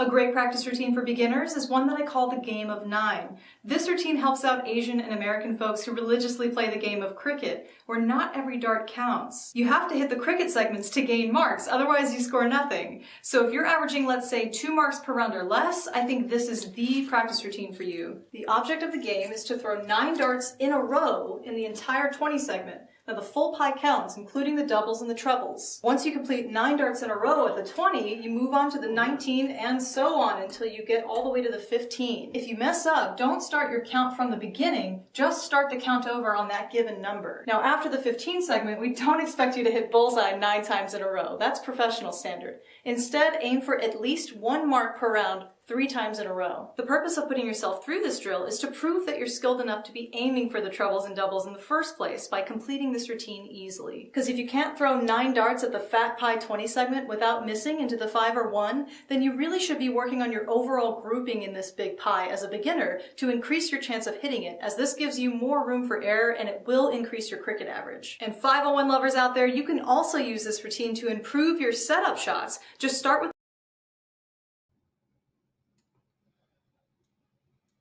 Welcome back, everybody. William Stewart, Nick DeShare alongside me as we get going here with the action down in Texas. As I noticed that old Michigan flag there, I love every bit of it. We'll continue trucking on. Hope you folks are ready. This PPD Nationals, folks. What do you say, Nick? I say, why is there a Michigan flag in Texas? Because it's needed. It's not neat. Why. Why are you? Where is this Michigan fan stuff coming from, anyways? Like, I've been a Michigan fan. I've been a Michigan fan since I was younger, honestly. So I've been a Michigan fan for quite some time. Yeah, well, probably since I was 5, 6. I don't know. I got family in the Michigan area, so I was used to them always cheering on Michigan and whatnot. So it's the big house. What's not to love about the big house? Come on now. The fact that they're Ohio State's rival. Well, I grew up in what state? Who likes Ohio State? Nobody. I will say, don't get me wrong, I'm a Buckeye born and raised, but I will say most of the time nowadays, if I'm watching college ball, I'm following UCF for the most part. I get that. And they don't matter. Not since Robert Frost left. So here we go. So yeah, just to give you guys some point of view, this is the Lone Star Ice House. So this is actually the cameras that were originally at Thirsties, but a lot of the players started playing most of them play out of the stadium. I believe, if I'm not mistaken here, the stadium had the highest number of participating teams today out of any bar, not just streaming bars.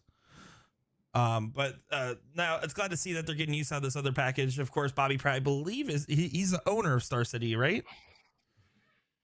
Don't ask me about that. I know one. he I'm at not least sure. works for him. I'm not sure if he owns it or if he just works for him, but I believe he owns Star City Amusements. But don't quote me on that. No? All right. I'm quoting you, brother.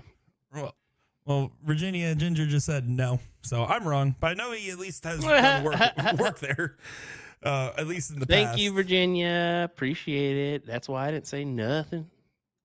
Hey, sometimes I get them. Actually, most of the time I get it wrong. I'm not even gonna say sometimes I get it wrong. I just usually assume I'm wrong, but I'm trying really hard to be right. Roddy's the owner. There we go. I always get Roddy and Bobby backwards. Yeah, because you can easily get those backwards. Yeah, sure. Because they sure. sound so they sound Sure. All right, Nick, just quit lying. Here we go, folks. Game 3 here. 501. Oh, a long day getting longer for Nick DeShare as we get a hat trick on the board there.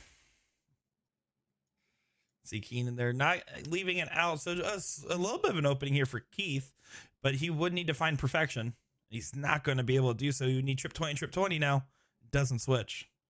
With his opponent on out, you don't necessarily need to, but you could have also wanted to be the first look at the finish. So it's a tough call, but You know, you're looking at Division 21. The confidence for the 170 out might not be as high as well. That could be a factor.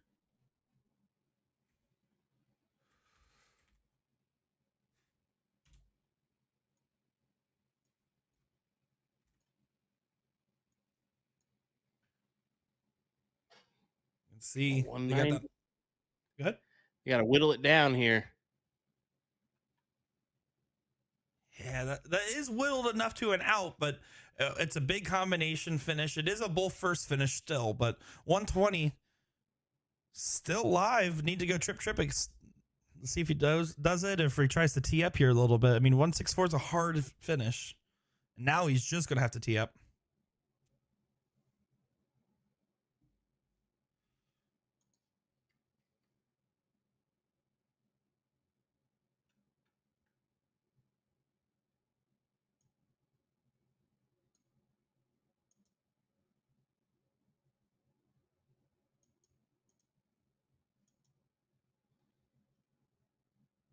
Leave 76, but 56 remaining on the other side here. Should be a doable out.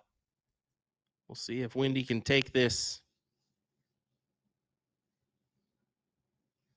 Oh, she misses the bull. Still has a checkout remaining. Trip 13, and the door's open. Here we go. Justin and Keith can't close the door here and win this 2-0. Taking out this 76. There's a big look at him go on the trip. How about that? A trip 20 to leave 16. He can fat the 16 and be okay. He'll go 8-8. Gets it. Hey, that's one way to do it. That is one way to do it. He says, no, I don't want this bull 13-13 nonsense. I'm going to go triple 8-8 for the win. And that's a 2-0 scoreline. Advantage them. So look at this. We're going to head right over. Larry and Tyler Keith taking on Don and Stephanie Kirby.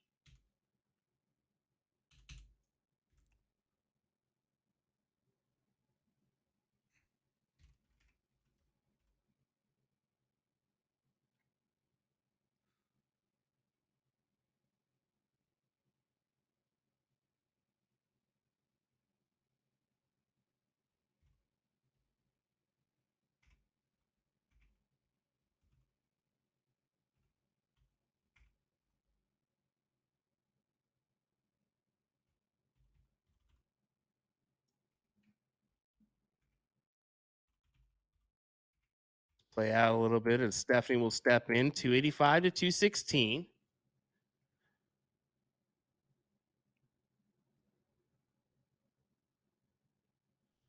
Look at Don calling for it back there.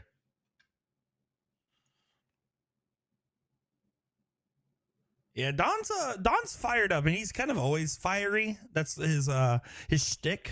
Besides being called the mouth, right? But in that same vein, right now, if you look at Don, like I mean, there was his last match where that was not on the stream. I was watching him play it in the corner of my eye. He was just lighting up the board. He was fist pumping left and right. He looked good, felt good. This is going to be Division 8. And this would be a good one. I mean, also you got, I believe Larry and Tyler, it's father-son. Larry Keith, original CSC participant back in the day. I haven't seen him in the mix in a while, and knowing that he was in the CSC, and if Tyler has the relation, I'm sure that's a great coach for him. So a very interesting dynamic for this match.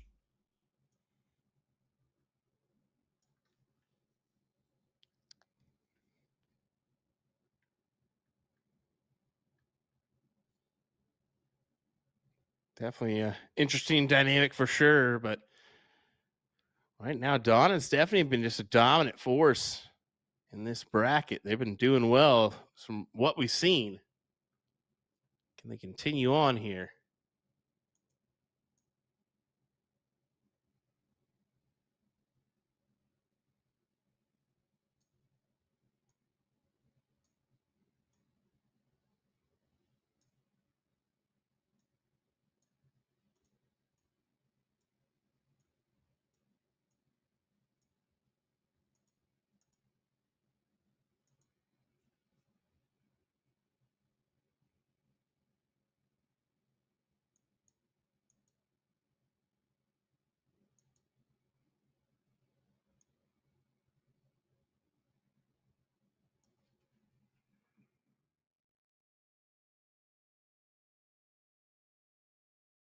right, Stephanie. 17's to close. Just gonna have to push the button there. Yep. She was definitely probably trying to add a little bit more points there with that last start, I guarantee you. Just to make sure they're okay.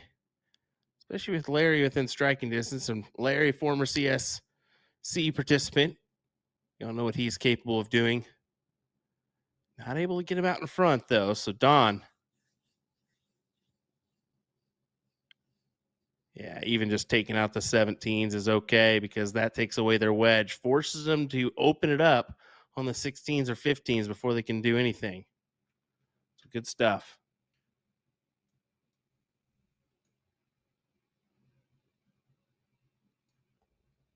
Nine mark there for Tyler Keith. What a shot. Gets himself back out in front, forces Stephanie to grab a few points here. That's massive.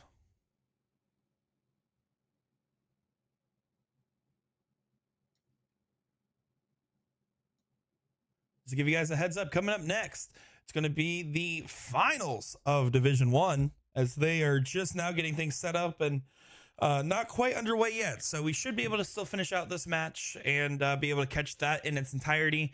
I will say, because it is a final for Division 1 and we've been hanging out in night house for a little bit now, once they are set up, we'll probably switch over at the end of, if not this game, the end of the 0-1 game, depending on timing. So just to give you guys a heads up there, we want to make sure if we're going to get a couple finals today, we want to make sure we get all of them if we can.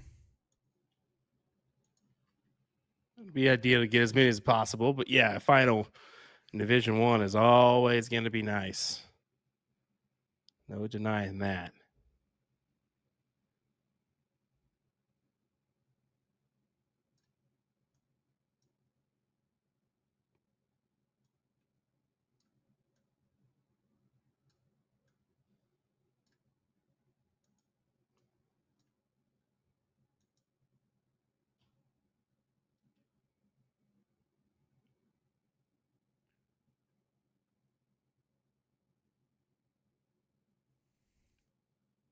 So Don now in a leg where they were ahead, Tyler's timely 9 ended up flipping things completely on its head.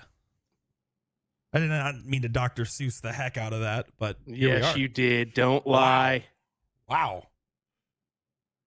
Cameron, I just saw your comment. I know that they are still fighting. Justin and Mike, I believe, have been in last chance for like the last 6 or 7 of their games, and they're still fighting. So good on them.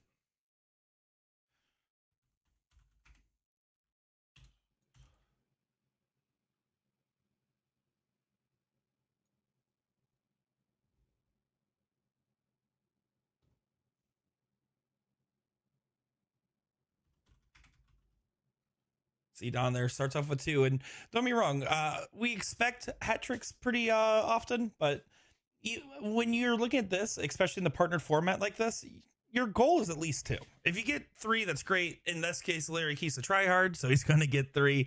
Good shot there from Larry Keith.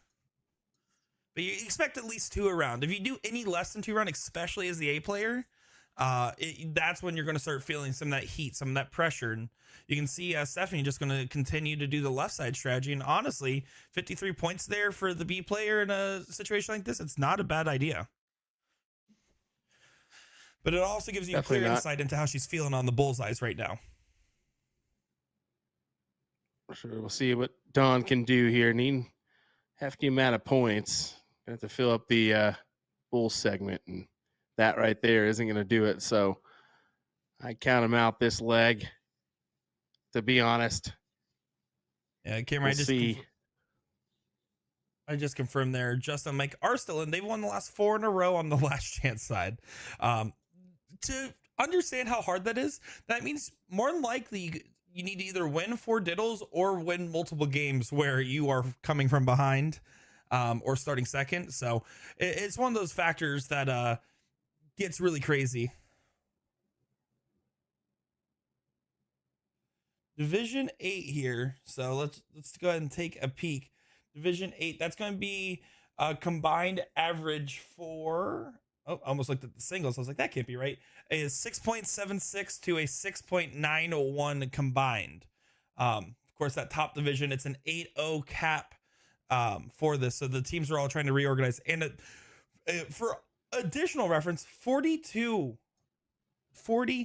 divisions. So Division 8 being in the top 10 divisions means that you're still in the upper echelon. You're still in the top 25% if you're in the first 10 divisions of this tournament.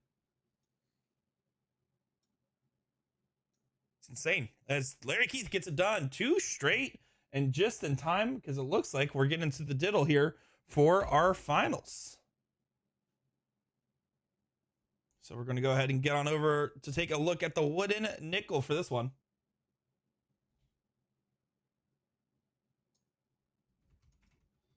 Let's take it on over to South Dakota, boys.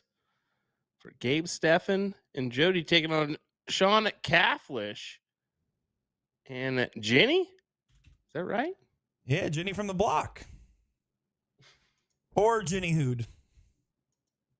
Either or. Either one works.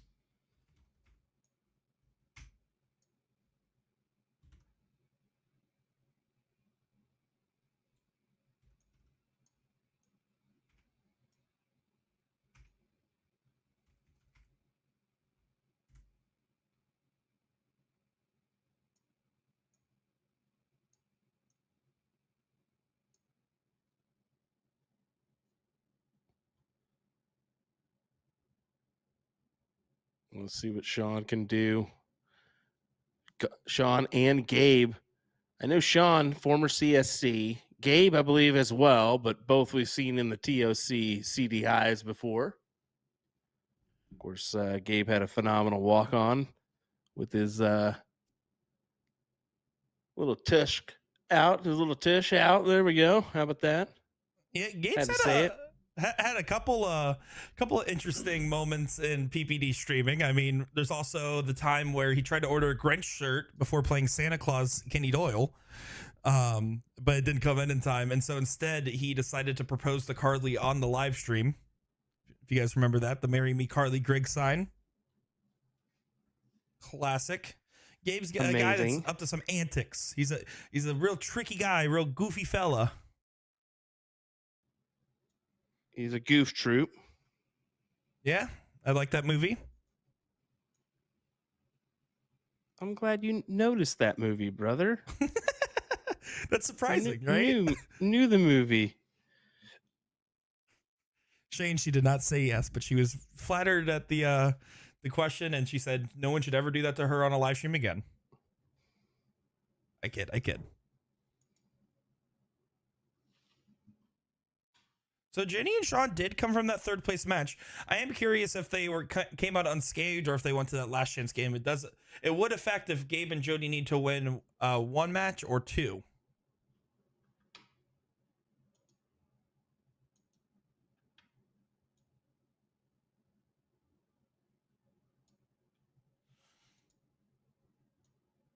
But you know what this means, Will? With the Division 1, I believe being one of the first brackets to be in the final, we get to start seeing how these bonus pools develop, which is probably one of the most, if not the most, interesting part of this all.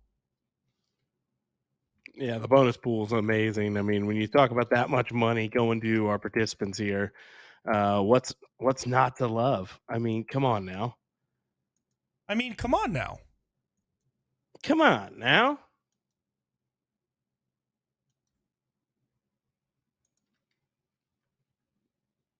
Look at that 5 mark there. Gabe and Jody find themselves in a kind of a tight spot here right off the bat. They know it. Sean and Ginny have a pretty good hold of this leg.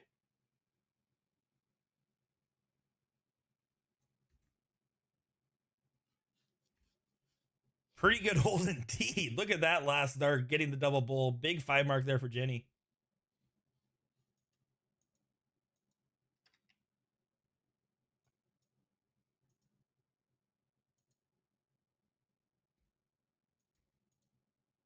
Steve Diker in chat saying, "Go, Sean." That's exactly how he said it too. That must have been how he said it. Wow, Nick. Yes, I have really good impersonations of Sean. or Steve and of Sean, but unrelated. Just never cease to amaze me. I tell you what, you just keep doing it, man. You just keep doing it. You just keep doing it. Well, on to game number 2 here. No cause for alarm yet for Gabe or Jody, as again, they have the seat here. It's triple elimination, so they have to lose 3 matches in total for things to get out of their hands. So they're going to be settled right now and just try to find their form.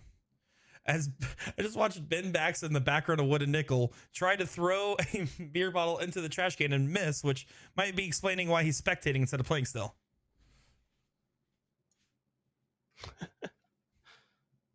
Could be it. Could explain it. Calflish finds a 9. Boom goes the Calflish.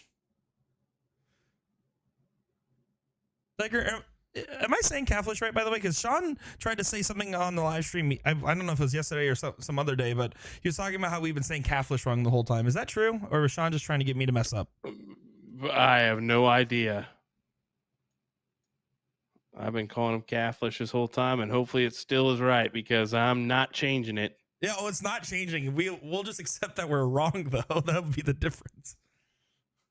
Yeah, no, we're definitely not changing it. There's no denying that. Okay, so we are correct. So Sean Green just doesn't know what he's talking about. Kurt should have already known that, but in either case.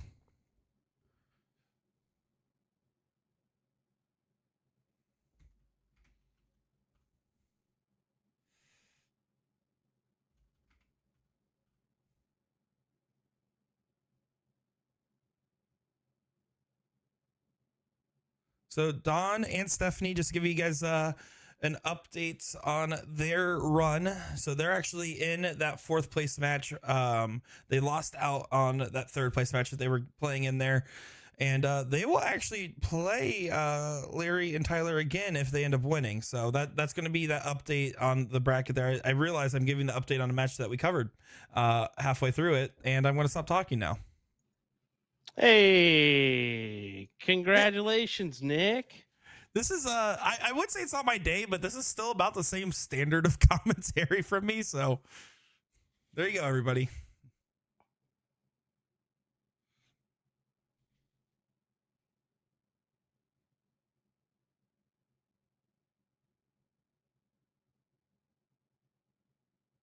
This first set's looking pretty likely to go 2 straight at this rate. Sean Calflish can basically guarantee that.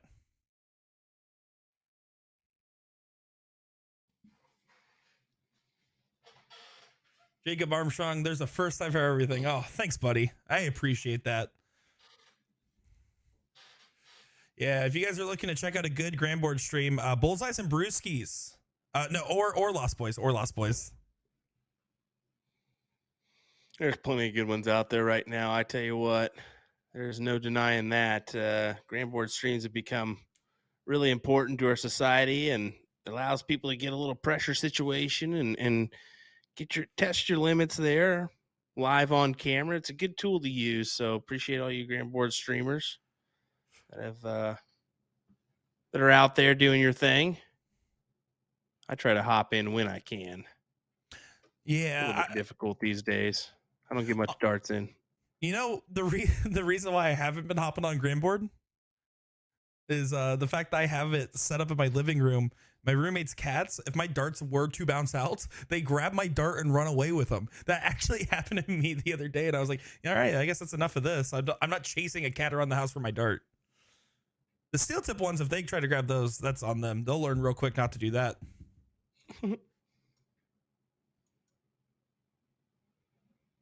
Steven saying, hoping you switch to Olivia Terry and Damian Lofton.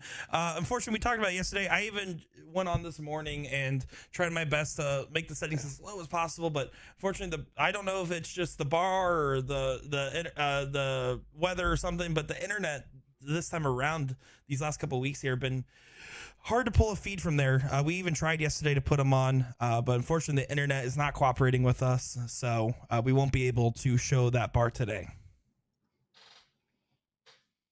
Yeah, we do apologize, but I tried to check it out. That's Diggers, right? Yes, that's going to be Diggers Bar in Toledo, Ohio. Yeah, I was trying myself, and it was unfortunately not working for me. But hey, it is what it is. We'll try next time, folks. As Jeannie and Sean take that 1-0.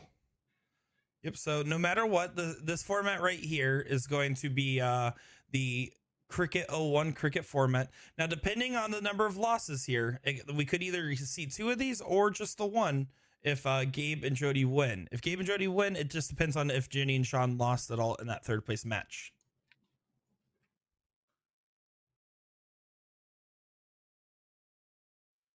Remember, guys, if you guys want to follow along with the brackets here, you guys can go ahead and go to CompuSport.ca or CompuSport.us, but I use CompuSport.ca. It's a little faster.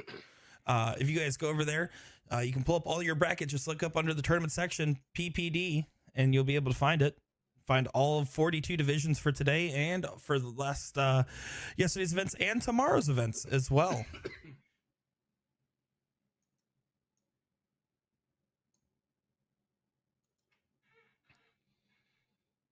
Like we're just waiting here a moment. Yeah, they're just getting everything set up. That's the one thing with is that they have these mini breaks to set it up for the finals, because the finals format is dependent on the teams and their journey there. So they're just getting set up. It'll take just a moment's time.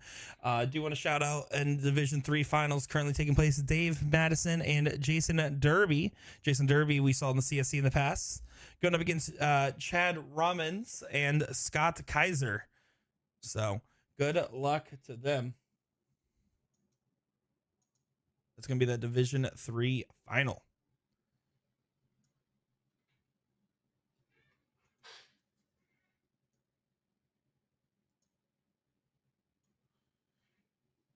So yeah, they're just getting everything reloaded here.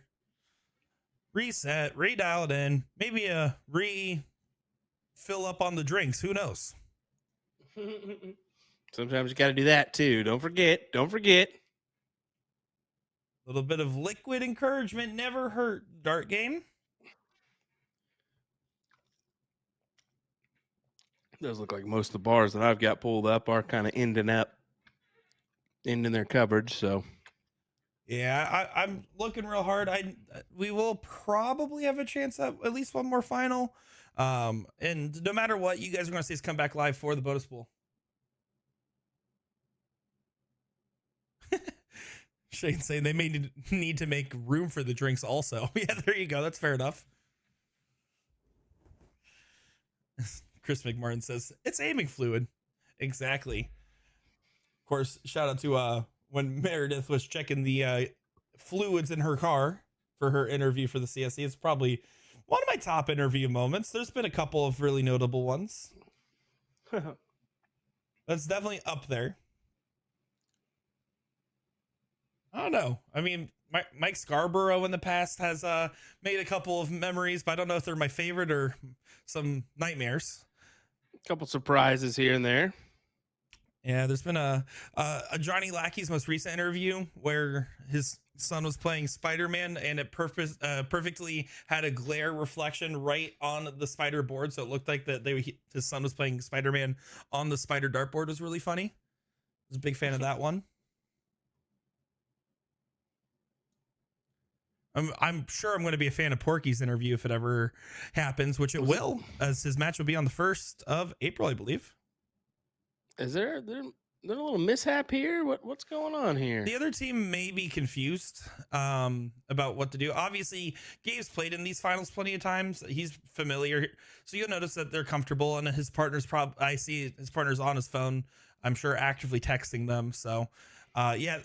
So, for reference, I know we have 136 of you guys. Some of you guys probably played today. Just let you know, there's only, once your match is called, you have 10 minutes. But the finals, just because you have to technically reload the match, does not mean that 10 minutes resets. So just keep that in mind when you're doing that, right? You get 10 minutes once your match is called to get it going and contact and make that first contact. But the finals is technically one long match. So obviously, if you need a bathroom break or a quick re-drink, that's totally okay. As I see Gabe's partner, I believe, making a call or trying to figure that out a little bit here. So yeah, that's something that is kind of confusing for some of the players sometimes, unfortunately. We'll get squared away here, and then we'll get back underway. Exactly. It shouldn't be long. I certainly know that they don't want to be in a position where they're waiting. They want to get throwing. They want to play darts.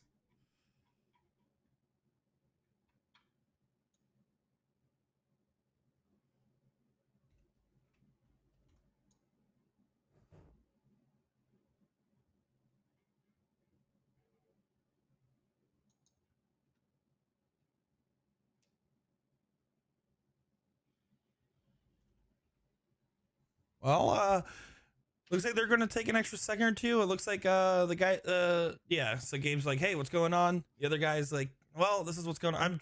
You know what I want to do, Will? Do you ever watch John Boy Media at all? That covers like the on YouTube. He does like the lip readings and explanations for stuff that happens in like baseball. Yeah. I love it whenever he does the lip reading on like the refs and the players and the coaches, and he starts ad-libbing everything. I want to do it, but since it's South Dakota, I know if I tried to repeat anything they said, it would probably get the stream kicked off Facebook. Yes, probably so. Probably so. So probably best if we just wait it out, see what's going on, folks. We're just as confused as you are. So yeah, we'll be right back. Yeah, we're gonna go ahead and put the ads on for a minute here, just until we can figure out what's going on with the players. We'll get everything set up, and we'll continue our coverage of the Division I final in just a moment's time. One and work your way up. I can't tell you how many times I've seen professionals miss the easy big pie segment to set up their double out. So that's it for now. I hope you guys enjoy the reality check. I dubbed today St. Hat-Tricks Day. Let's see how many hat tricks I can get in less than 90 seconds with the new Dart World range. Let's go. Starting with the regulator. Dressed in the Irish and a few beers. Fit flight shape. Now the Phoenix darts in the Fit Flight Slim. Patrick, go quick. What's up next? We've got the Anthem darts.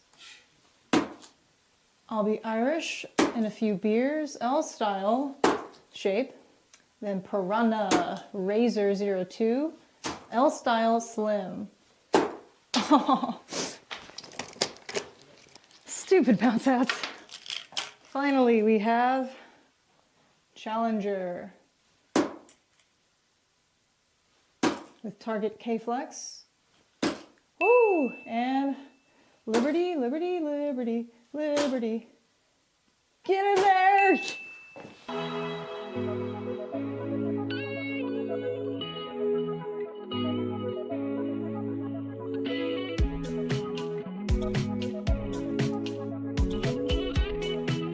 The Mark McFadden V2 darts range by our in-house brand Colonial are available now. I'll be doing an in-depth review of the soft tip and steel tip versions, of course. Overall, we give the V2 range a 5 out of 5 for grip intensity. 18-gram Mark McFadden Colonial barrel. Running a single leg of 501. Split bowl double out. Do not miss inside, Jen. For you, Mark, shooting the 22-gram Mark McFadden Colonial barrel, and Mark's favorite steel tip checkout is 126, of course. He's got to pick a big hitter, so we're gonna go 19s all the way. First attempt here. Ooh.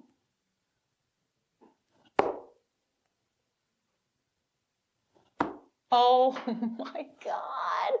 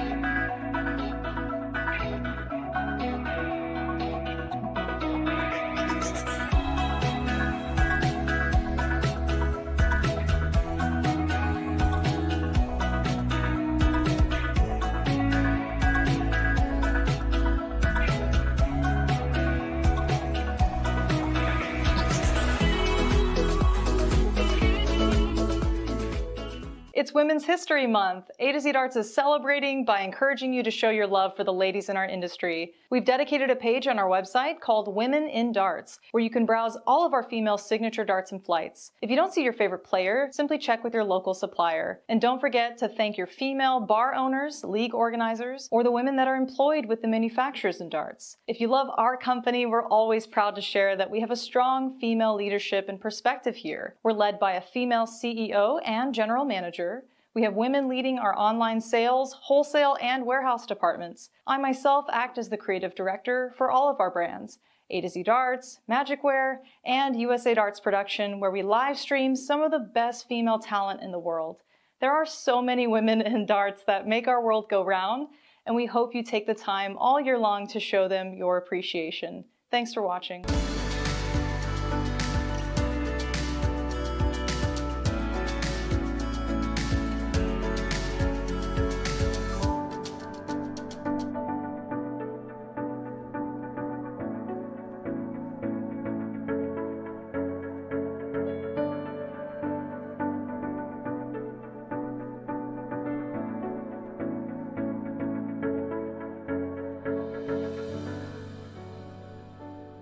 All customers that purchase our March 2024 Dart of the Month special will automatically be entered into a raffle to win a set of Target Bolide Void darts.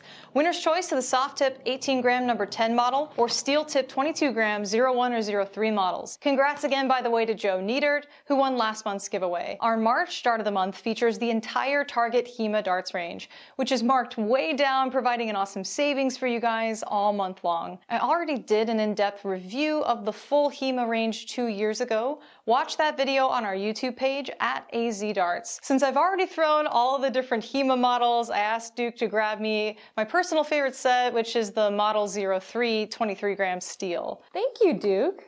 Do a quick test throw with the Target K-Flex system on here.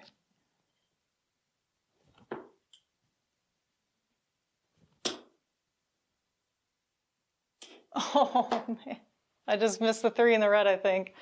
Well, you've got 5 barrel variants to choose from. Let's focus in on here. All completely different grip reference points in the HEMA range, all fitted with smooth silver Swiss points, striking bold radial grooves all throughout. Just a sick range for the sale price. That's it for now, folks. Head on over to atozdarts.com, click on the Dart of the Month banner on our homepage to make your HEMA purchase and enter our raffle. And yes, we ship internationally. The checkout cart will calculate shipping for you overseas, guys and gals. Thanks for watching.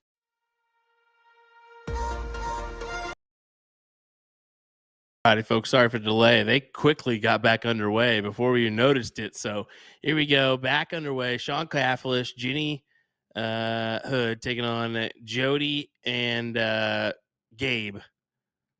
Who's going to take the title here? We're going to find out, folks. William Stewart, Nick DeShera alongside me. Hope you're ready for the action. I know I am. That's all I had. No, I'm excited. Although I will say right now, because Sean and Jenny did, I found out, realized they advanced themselves too fast and were trying to undo it. I wondered if that was going to ice them or not, because they kind of had the hot hands and won that very convincingly 2 straight. Now it turns out like it's not really that big of a factor. They're looking pretty strong here. Jenny pops that 50 on the first dart and grabs the point lead back. They're looking like a pretty tough to beat team at the moment, firing on all cylinders. Definitely so. Look at them. They're just needing the bulls right now. And fortunately, if you're Jody and Gabe, you're needing a lot more of those bulls to make this interesting.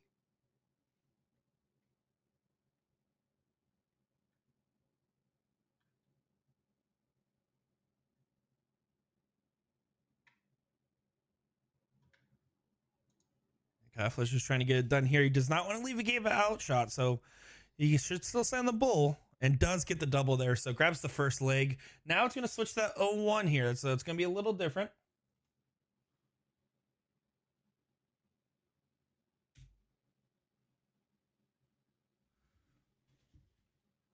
So again, considering how well Jenny and Sean are playing, I'm going to assume that they won the 3rd place match without dropping the first set. So if that's the case, if Gabe and Jody win this, or if Jenny and Sean win this, it should be back to this format here.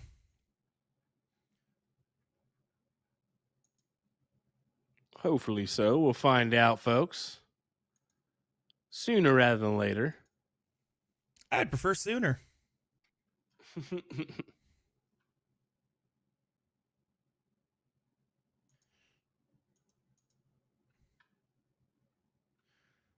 Catfish looking pretty strong. I will say, he seems to be back in form. Porky, unfortunately, didn't get a chance to talk about it, but I believe he said that Sean was just kind of struggling just a little bit there when he played him in a CSC match.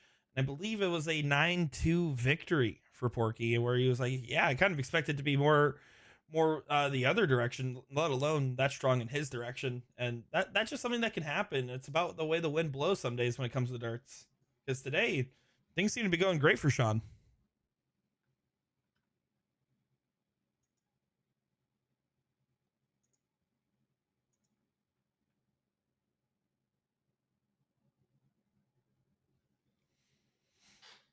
Gabe Steffen leaves the 130 look, and they're guaranteed to have a look at it. Sean, if he goes bulls only, can only leave a 180. He's debating if he wants to maybe clean it up. The only benefit of leaving a 170 versus a 180 is it lets his partner still throw the bull first. But no matter what, if they do get a swing, it would be that 21st approach for the 180. But might be a moot point if Jody just takes it out here. Let's see what happens.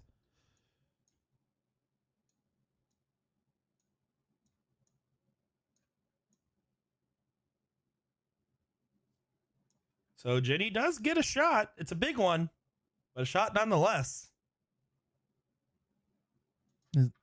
Porky corrects me there in the chat saying it might have been 9-4.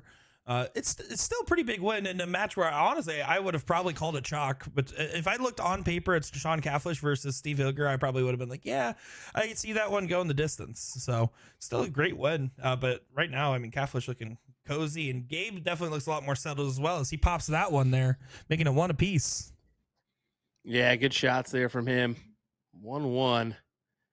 We'll force that decider here for the set.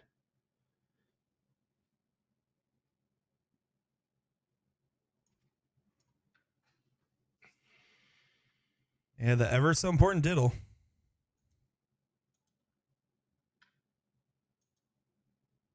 What a way to do it. Can't get bested if you throw the max. 180 there for Gabe Steffen.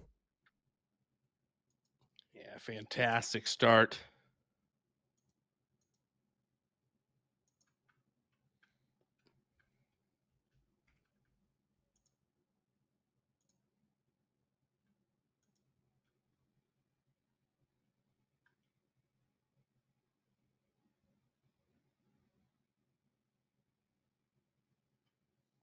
And there you go. Gabe and Jody will get the advantage with the start in the last leg here.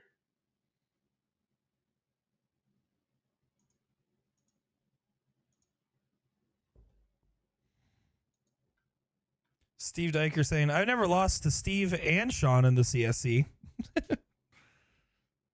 I haven't lost. I'm undefeated in the CSC personally. As long as you don't count my interview game as part of a representation. That's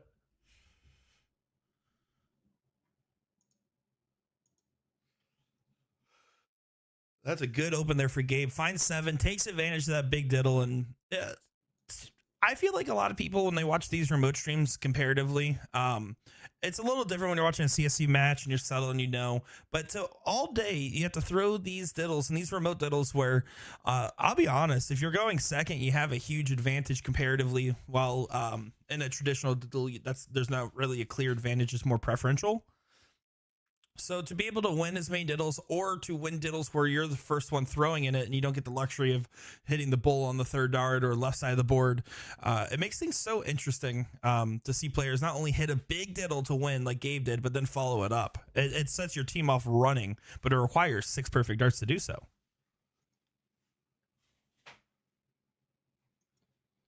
That it does. But Gabe and Jody started off right. Got the 20s, got the 19s. Now close the 17s. On to the next one, Gabe.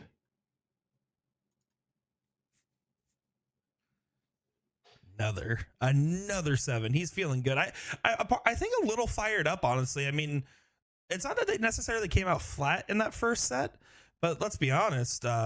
Ginny and Sean definitely didn't come out flat. So I feel like that's pushing Gabe here to try to hit some bigger shots. And obviously, because of the confusion, I did also send Gabe a message asking what was going on. So now they're very well aware, if they weren't already, that they're on the live feed as well, which might actually be something that helps out at least Gabe, because he's very comfortable on camera. And in fact, he's one of those guys that tends to perform better when the cameras are on.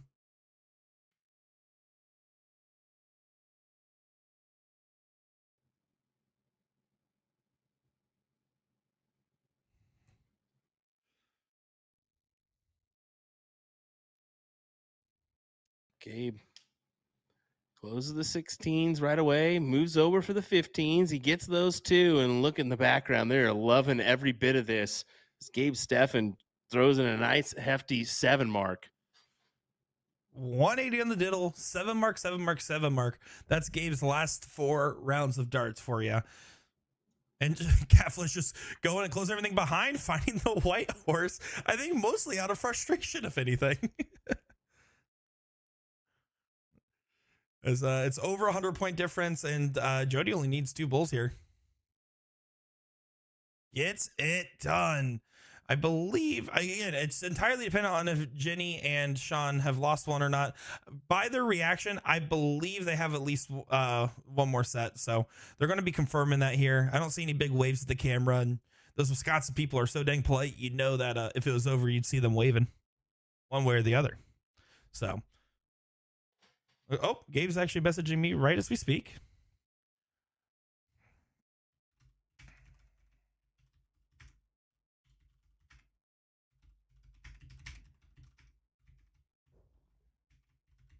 Give us just a moment. We'll find out what's going on before we continue on, or have something else for you folks.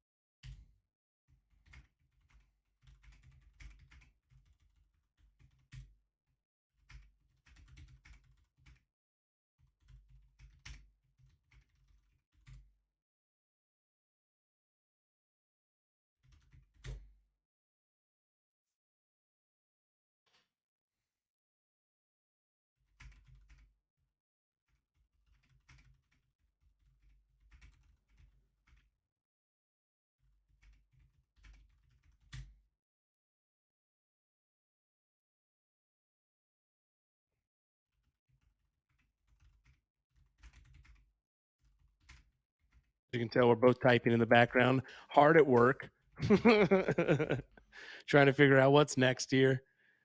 I do look like we've got a match.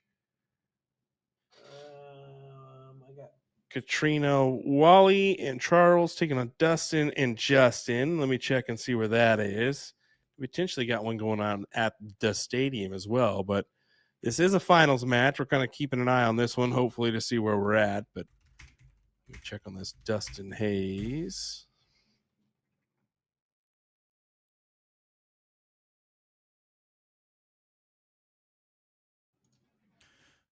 Yeah, I'm actually it looks like they're still confused on the format here.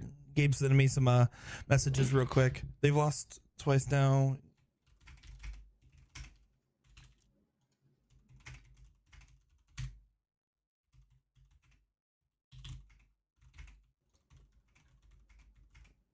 Yeah, so this is the last chance match going on here between Justin and Mike and Charles and Katrina. Karita, sorry. As it looks like Mike and Justin are looking pretty in that leg. All right, Gabe and them got it figured out. They all just reconfirmed the format. So sorry about that, guys. And then Gabe said he's ready to get it going here. So they're all getting it set up and ready. So sorry about that. What about Maya's match, Maya Berger? Let's check in on how he's doing in the background.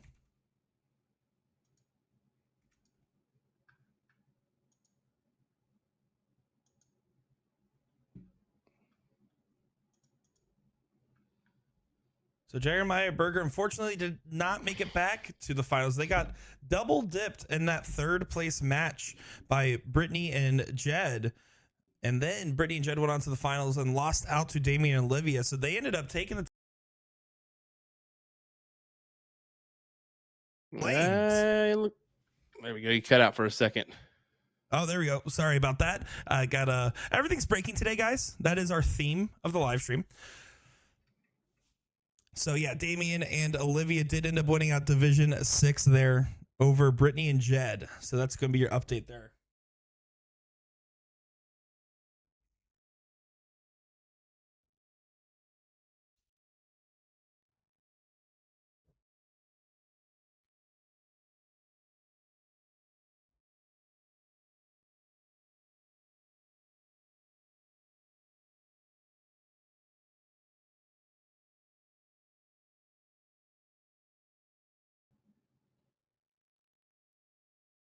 So yeah, they're getting logged in. Now we're all set to go.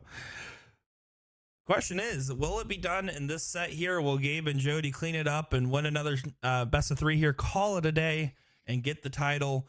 Or will they lose and go to a last chance game and Jenny and Sean will be one step closer to the triple dip?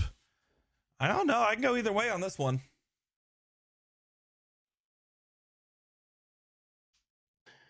It could go either way. We're gonna find out though, folks. As we got some bonus pool money in the possibility range. Is Jenny 1K, Sean 5K, Gabe 4K, Jody unfortunately gonna miss out.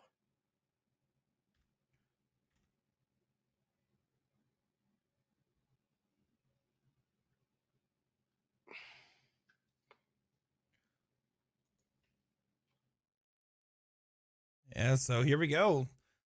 Diddle 1. Sean Cavlish will get the throw first.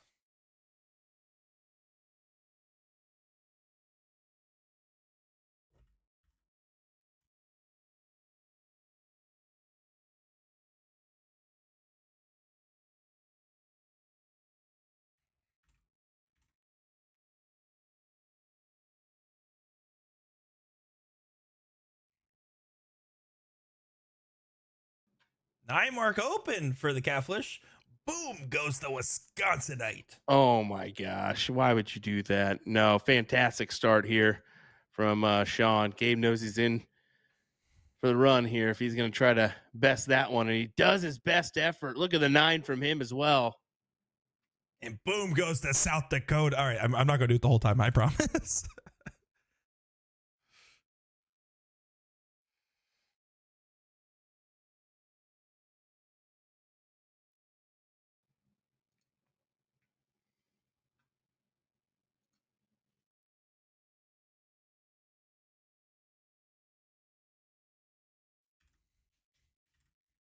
You knew they couldn't live up to that one, right? But does his best effort, close the 19s.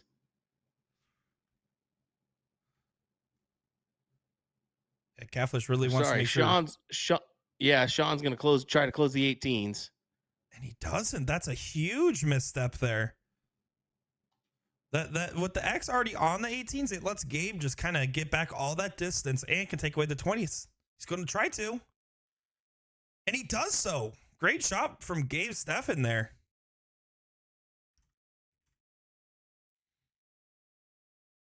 Yeah, look, he's getting some high fives from everybody in the background, knowing what he accomplished there. Forcing Jenny to the 17s here. I remember Jenny from our mixed CDI, if I'm not mistaken. I believe she participated in that bad boy. Yeah, I wouldn't be top 5 finish or something. Wouldn't be surprised. No, maybe it's so hard to keep track of all the different players and storylines from all the brackets we've seen. It may have been the elite finale. Yeah, it's definitely a struggle sometimes to keep track of everybody. They'll be like, "Oh yeah, I played in the CSC or the WCS or a TOC finale," and I'll be like, "I'm trying so hard to remember, but we cover a lot of different things."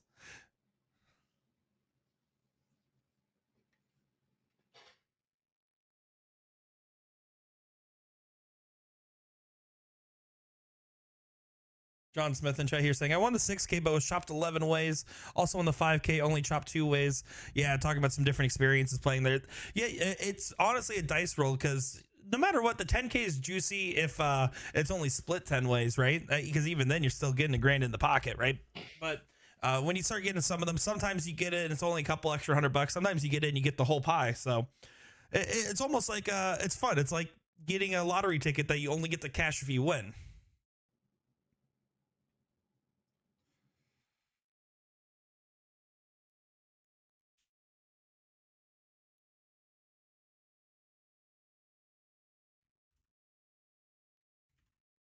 Sean, eyeballing the 17s, gets the lead, goes for the 16s as well. He knows this could be a big moment. He goes right back to the 17s for more points, forces Gabe to point it up here. Forces at least 2 darts at the 16s. There's a big one to start. Now can go after it after a single, but he gets a triple. Wow.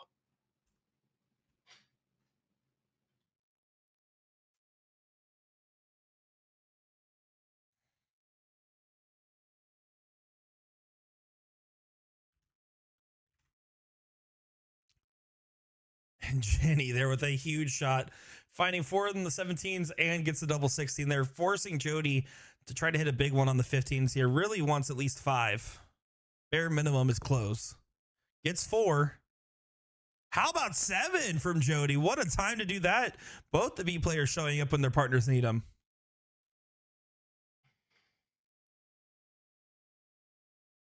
Love every bit of this. This is an intense match, and you can see everybody in the background watching on as there's numerous others participating in matches as well.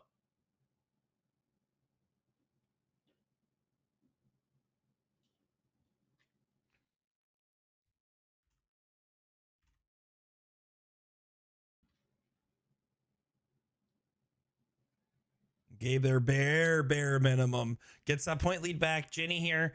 If I'm her partner, I'm telling her to close that 15 and then get as many bulls as possible. There's no reason the 15s live past this turn.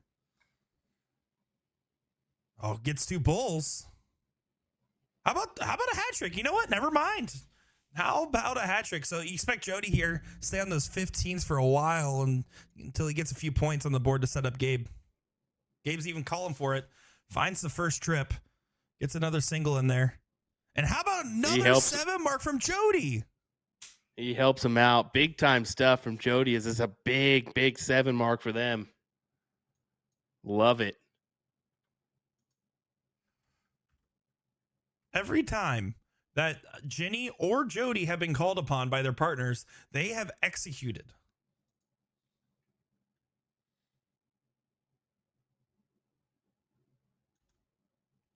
Gabe, all the pressure on him. Needs one more bull. Hits it. Gets Gabe number 1. Gabe, Stefan, and Jody. 5-3-3 there for Gabe. Fantastic stuff. Yeah, every one of those players honestly threw at a great standard. That was a fun leg to watch. Certainly was.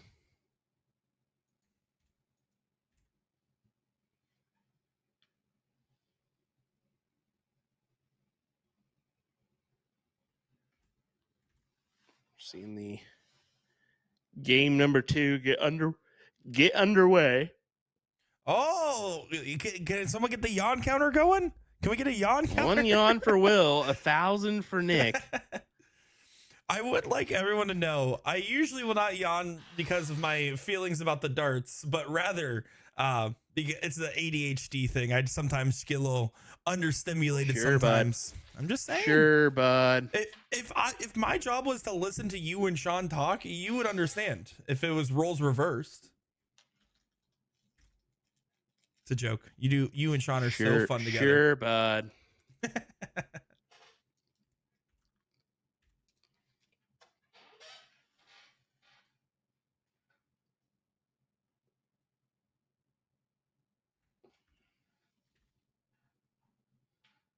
Alan Gray saying, us South Dakota boys are athletes.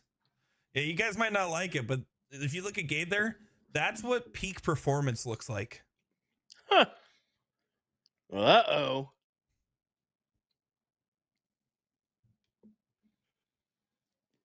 Cafflish puts up the 250 mark.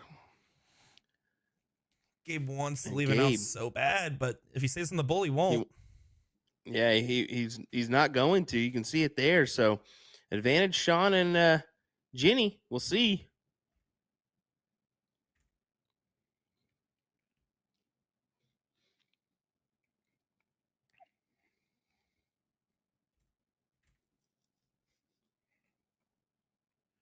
Jenny hits 2 bulls at the right time there to leave the out first. So big find, as you don't want to lose 2 straight and have your match be over like that.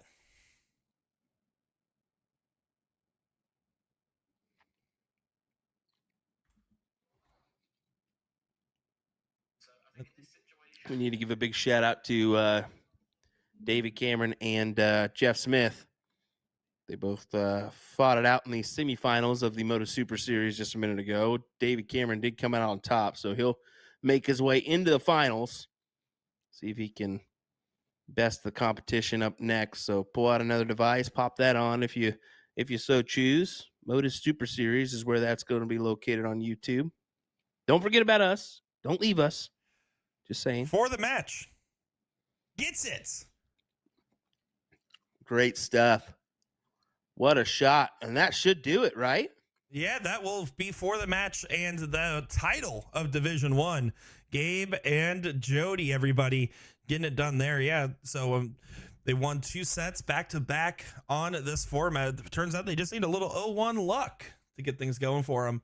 We do have at least a few more things going on in the background here. We're going to see if we can get at least one more final for you guys. So let's go ahead and we'll take a moment here, watch some ads from our lovely, lovely sponsors that are the reasons that we get to be able to do stuff like this. And we'll be back in just a moment's time. Will, what do you say?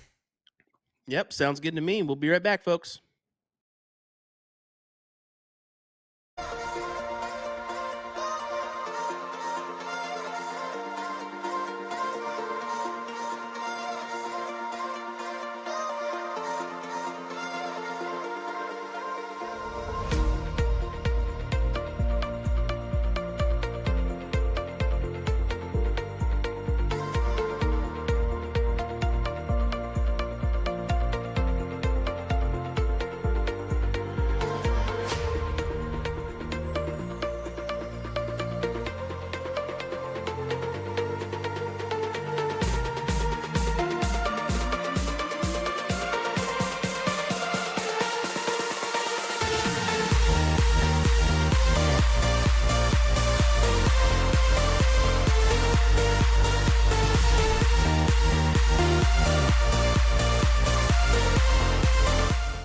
The Ed Chambers Ocelot 2 darts range by 180. I'll be doing an in-depth review of his soft tip and steel tip variations. We rate the front half of the Ocelot 2s a 3 out of 5 for grip intensity, and the rear half a 4 out of 5 due to the sharp cut.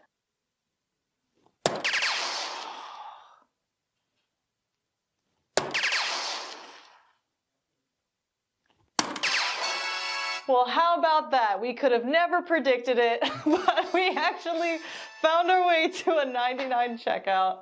Throwing 22-gram Ed Chambers Ocelot 2 barrels by 180. His favorite checkout is 76, but he specifically requested treble 12 for tops, and if you hit a single 12, double 16, double 16. Mic drop, cool walk away.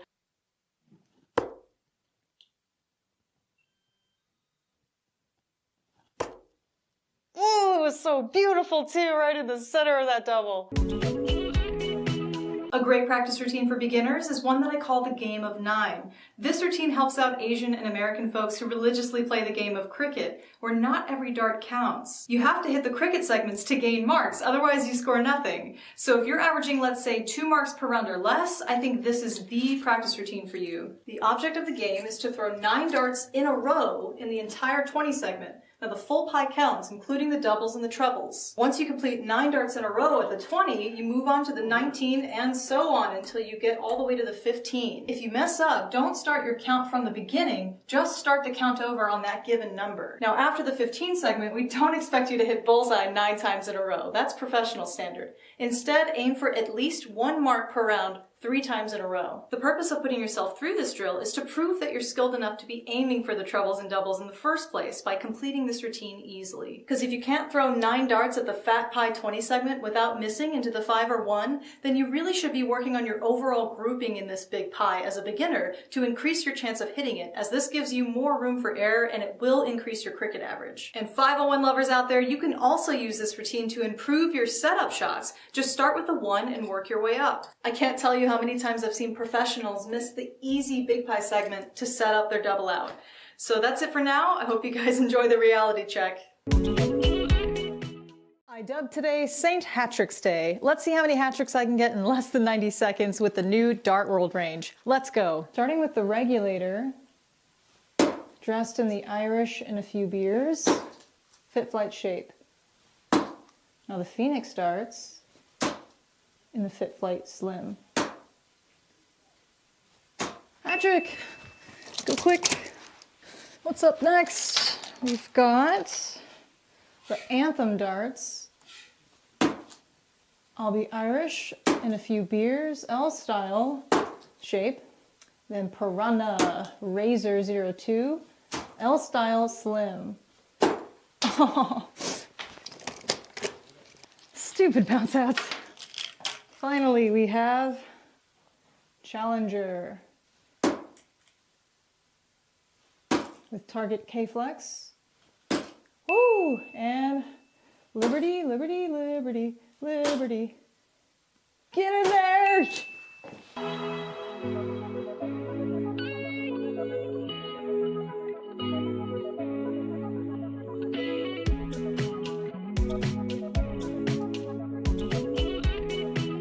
The Mark McFadden V2 darts range by our in-house brand Colonial are available now. I'll be doing an in-depth review of the soft tip and steel tip versions, of course. Overall, we give the V2 range a 5 out of 5 for grip intensity. 18-gram Mark McFadden Colonial barrel. Throwing a single leg of 501. Split bowl double out. Do not miss inside, Jen.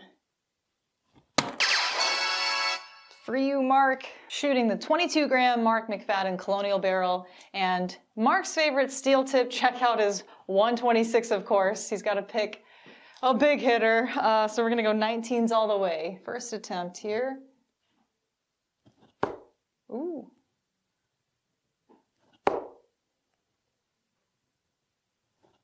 Oh my God.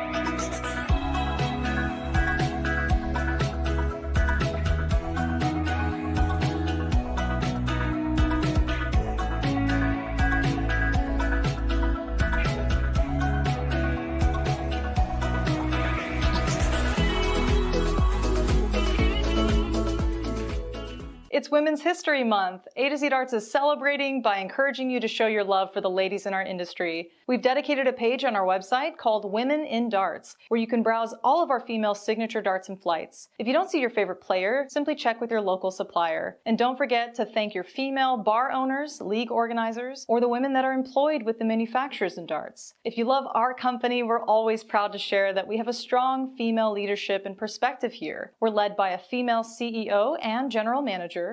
We have women leading our online sales, wholesale, and warehouse departments. I myself act as the creative director for all of our brands.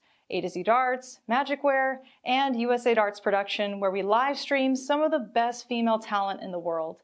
There are so many women in darts that make our world go round, and we hope you take the time all year long to show them your appreciation. Thanks for watching.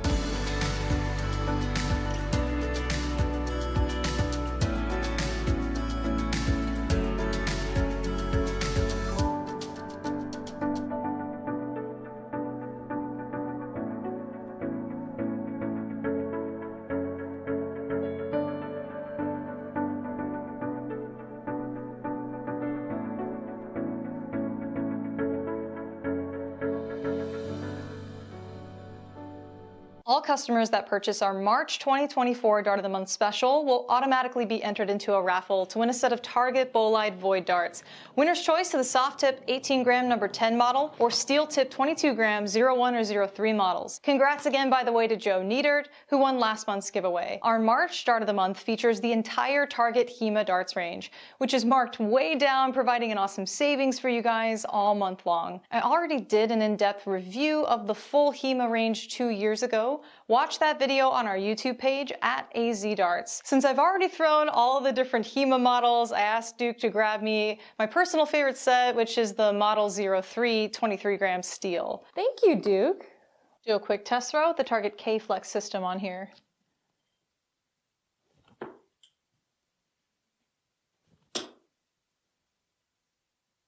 Oh man, I just missed the 3 in the red, I think. Well, you've got 5 barrel variants to choose from. Let's focus in on here. All completely different grip reference points in the HEMA range, all fitted with smooth silver Swiss points, striking bold radial grooves all throughout. Just a sick range for the sale price. That's it for now, folks. Head on over to atozdarts.com, click on the Dart of the Month banner on our homepage to make your HEMA purchase and enter our raffle. And yes, we ship internationally. The checkout cart will calculate shipping for you overseas, guys and gals. Thanks for watching.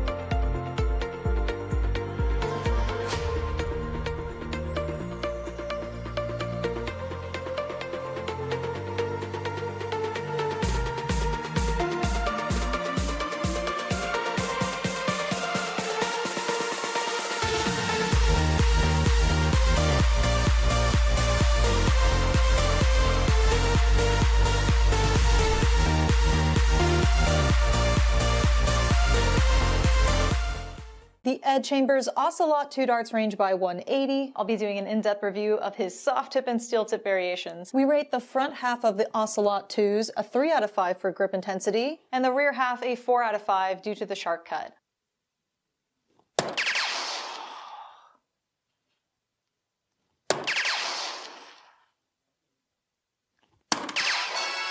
Well, how about that? We could have never predicted it, but we actually found our way to a 99 checkout.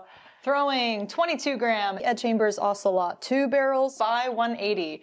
His favorite checkout is 76, but he specifically requested treble 12 for tops, and if you hit a single 12, double 16, double 16. Mic drop, cool walk away.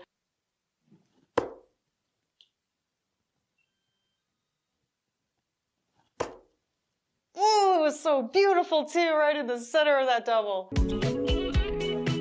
A great practice routine for beginners is one that I call the game of 9. This routine helps out Asian and American folks who religiously play the game of cricket, where not every dart counts. You have to hit the cricket segments to gain marks, otherwise you score nothing. So if you're averaging, let's say, 2 marks per round or less, I think this is the practice routine for you. The object of the game is to throw 9 darts in a row in the entire 20 segment. Now the full pie counts, including the doubles and the trebles. Once you complete 9 darts in a row at the 20, you move on to the 19 and so on until you get all the way to the 15. If you mess up, don't start your count from the beginning, just start the count over on that given number. Now after the 15 segment, we don't expect you to hit bullseye 9 times in a row. That's professional standard. Instead, All right, folks, welcome back here. We've got Justin and Keith taking on Drew and Katie, if I'm not mistaken. It looks like we're tied up 1-1. This is a final here, 1-1. That being for sets. This looks like it's the first game of the second set, if we're not mistaken in that as well. So looks like Dustin and Keith have the advantage here. William Stewart and alongside me, Mr. Steve Hilger, aka Porky, once again. Finally got the internet issues fixed, so that's good.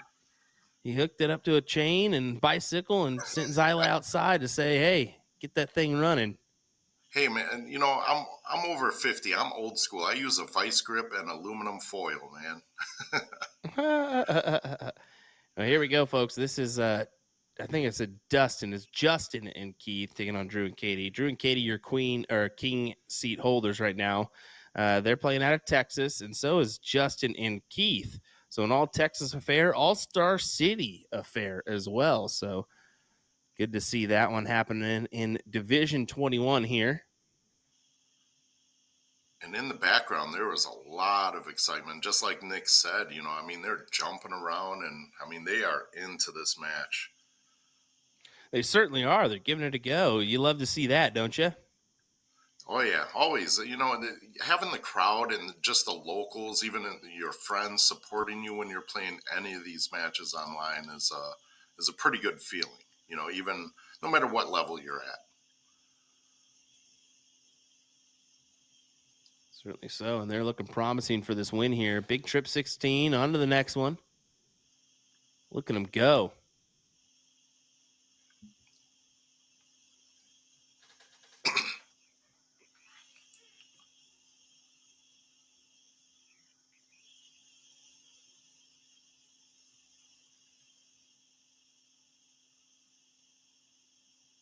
Justin could seal things up here. A couple of single 15s and 3 houses open already, so takes a lot of pressure off of going for that bullseye for sure.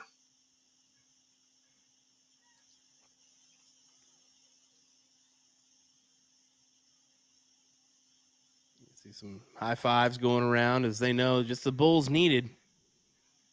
They're set for prime position here. Keith, watching him shoot, he has some really good form. There's like no movement in there. Is he ever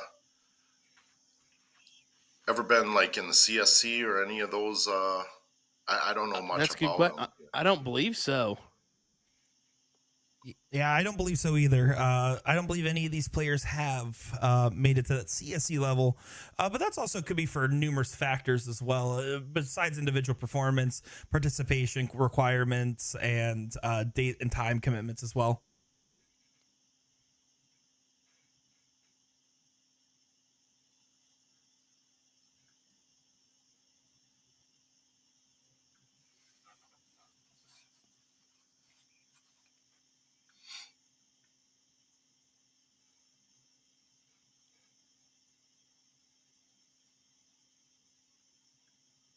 There we go. See if you could do Leg it here. winning darts. Yeah. There's one.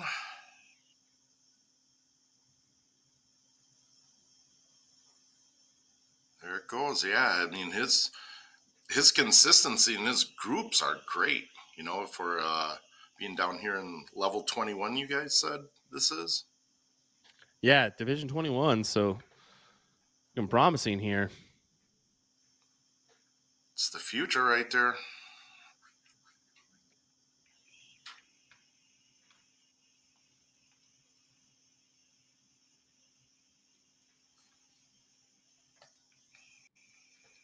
Big hat to start.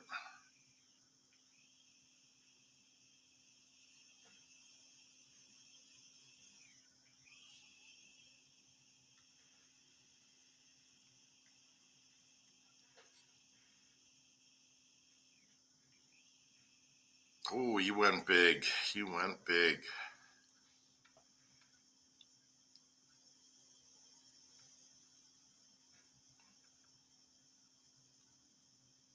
Definitely tried to. Yep. I don't know if that's the right shot to do, going bullseyes your first 2 darts, but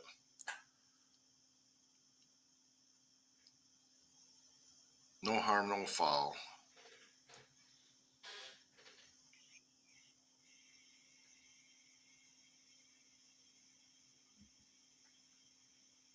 Back-to-back tons starting from the second slot is definitely going to help.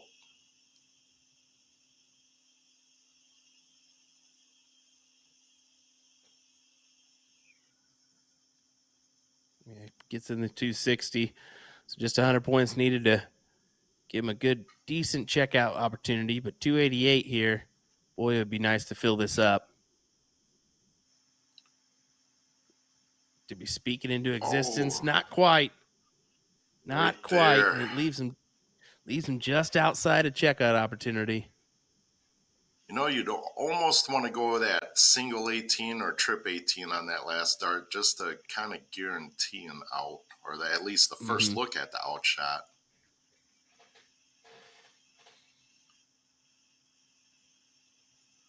It's good. Honestly, a great thought because, I mean, look, unfortunately, the other team sitting on 189 now, so they're not on a checkout opportunity either. Well, looking just to fill this up. Look at them go.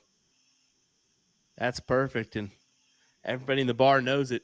They're jumping up, hollering, Yep. giving some come-ons. I only see one guy in shorts, and they're all in Texas. I know it's warmer down there than it is up here. Yeah, it's a nice day today, honestly. I think it was 55, 60 here in Wichita, so only imagine what it is down Nice. there. Yeah. Probably in the 80s. I was wearing shorts today. Look, a big double out for Keith. Look at him jumping up and down, excited. Yeah, I think that if they're this excited, I imagine that the team that they just beat, Drew and Katie, they might have lost in that third place position, and then won in that last chance game that they have. If that's the case, then this is over, and that's why they're jumping and celebrating so much. Looking at the That could be it. no, I don't know honestly, because looking at the CompuSport side of things, I mean, Division 21, Drew and Katie were in that king seat spot. Oh, were they? So unless they pulled off the So that remarkable triple dip. here, but Yeah, this is always the We'll hardest part, see. is not knowing the exact number of losses. We've actually talked to the PPD about. Oh yeah, Drew and Katie were in the king seat there. So Justin and Keith won that set and the other set, so they should still have the last chance game then, presumably, because that first set they won was all cricket. So that would be Drew and Katie's first loss. The second loss would come from this one, which means they should actually play another best of 3 if that's the case in that cricket 01 format.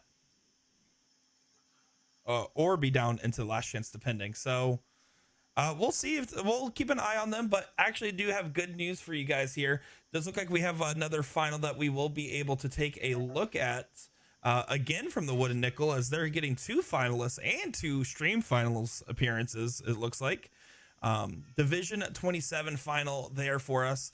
There's going to be Trisha England and Rob Barton, and Alicia and DJ with the last name that starts with D that I'm not even going to try. So we're going to let these guys figure out what's going on with their match. We're going to get that other final up here as soon as they all get to the board. And we'll be back in a moment's time for more coverage of the PPD Nationals. So don't go far, guys. Nick Shera, Steve Hilger, Will Stewart. Be back in just a moment. Aim for at least 1 mark per round 3 times in a row. The purpose of putting yourself through this drill is to prove that you're skilled enough to be aiming for the trebles and doubles in the first place by completing this routine easily. Because if you can't throw 9 darts at the fat pie 20 segment without missing into the 5 or 1, then you really should be working on your overall grouping in this big pie as a beginner to increase your chance of hitting it, as this gives you more room for error and it will increase your cricket average. And 501 lovers out there, you can also use this routine to improve your setup shots. Just start with the 1 and work your way up. I can't tell you how many times I've seen professionals miss the easy big pie segment to set up their double out. So that's it for now. I hope you guys enjoy the reality check. I dubbed today St. Hattrick's Day. Let's see how many hat tricks I can get in less than 90 seconds with the new Dart World range. Let's go. Starting with the regulator, dressed in the Irish and a few beers, fit flight shape.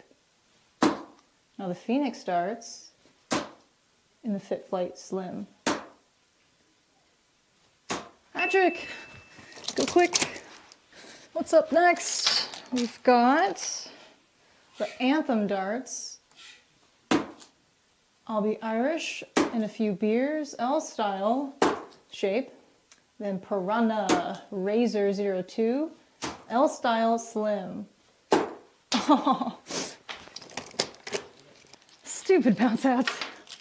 Finally, we have Challenger with Target K-Flex. Ooh, and Liberty, Liberty, Liberty, Liberty. Get in there!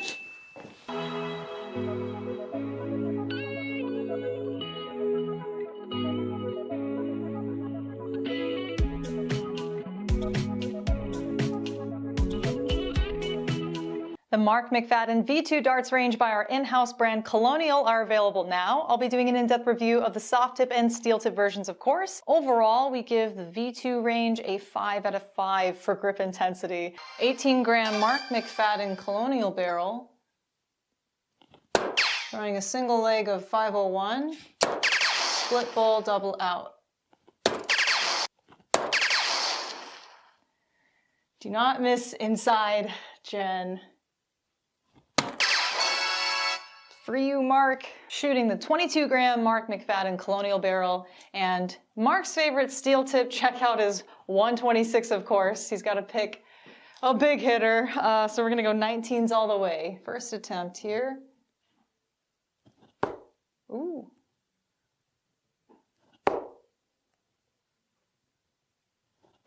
Oh my God.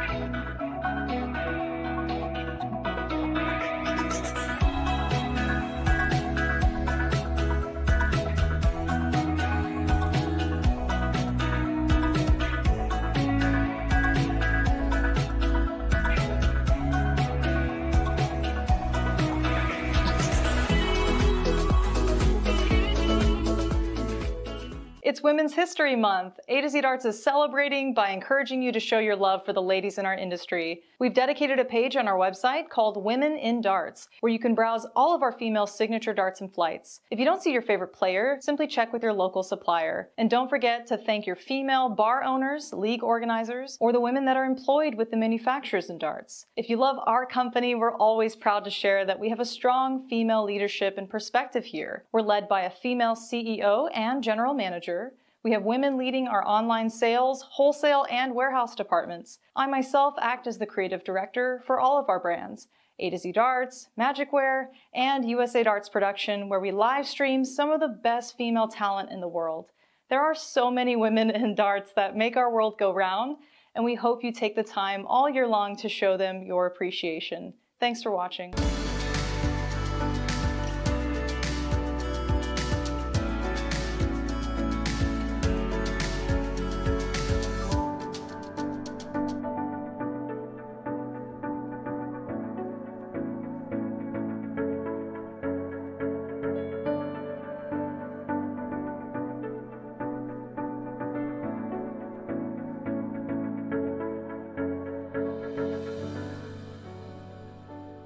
All customers that purchase our March 2024 Dart of the Month special will automatically be entered into a raffle to win a set of Target Bolide Void darts. Winner's choice to the soft tip 18 gram number 10 model or steel tip 22 gram 01 or 03 models. Congrats again, by the way, to Joe Needert, who won last month's giveaway. Our March Dart of the Month features the entire Target HEMA darts range, which is marked way down, providing an awesome savings for you guys all month long. I already did an in-depth review of the full HEMA range 2 years ago. Watch that video on our YouTube page at AZ Darts. Since I've already thrown all of the different HEMA models, I asked Duke to grab me my personal favorite set, which is the Model 03 23 gram steel. Thank you, Duke. Do a quick test throw with the Target K-Flex system on here.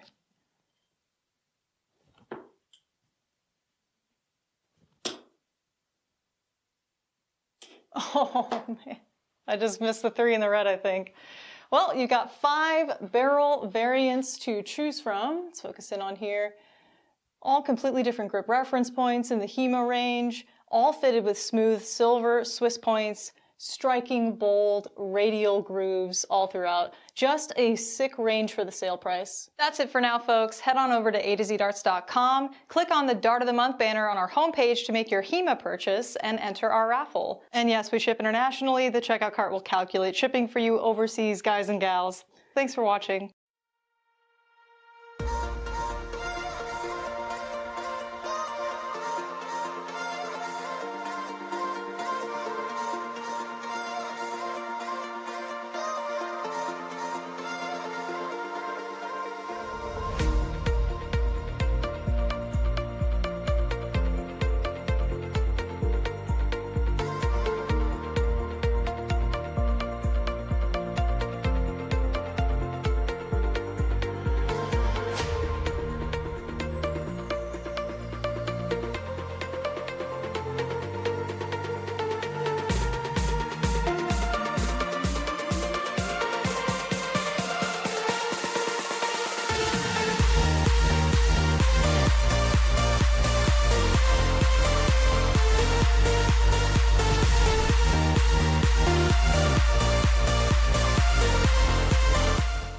The Ed Chambers Ocelot 2 darts range by 180. I'll be doing an in-depth review of his soft tip and steel tip variations. We rate the front half of the Ocelot 2s a 3 out of 5 for grip intensity, and the rear half a 4 out of 5 due to the sharp cut.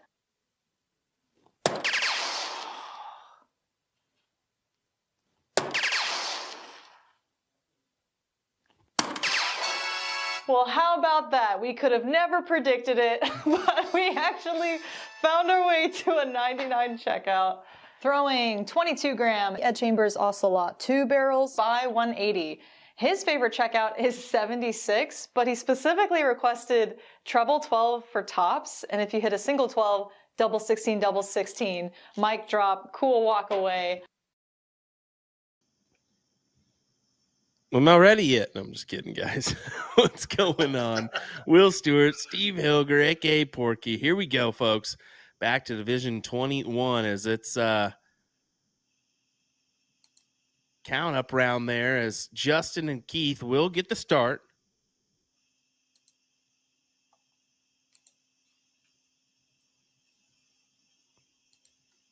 Yeah, so just to clarify for everybody watching along as they just realize if Justin and Keith do win this, it is over. They would have completed the triple dip in completely solid fashion, 3 straight. If Drew and Katie win this, it goes down to the last chance game because they lost twice already to the team from 3rd place. Appreciate the help there, Nick. Thank you. As we get underway here. Keith and Justin get the advantage on the 20s, but the 19s are open. First dart for Drew and Katie. And look at that. How about a round of 9? Wow. Justin and Keith were shooting so great the last 2 matches. And I mean, the momentum just from that little break is just, complete 360 or 180.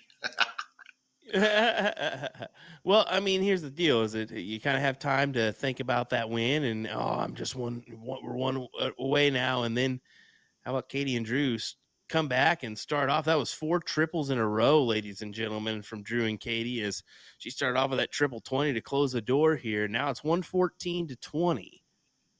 Advantage in the hand of Drew and Katie. Yeah, what a big momentum swing. Sometimes that's all it takes. It's just living proof, like you never give up. I'm sure they were kind of, feeling down to lose two matches straight like that after winning the Hill. But I mean, it's never over till it's over.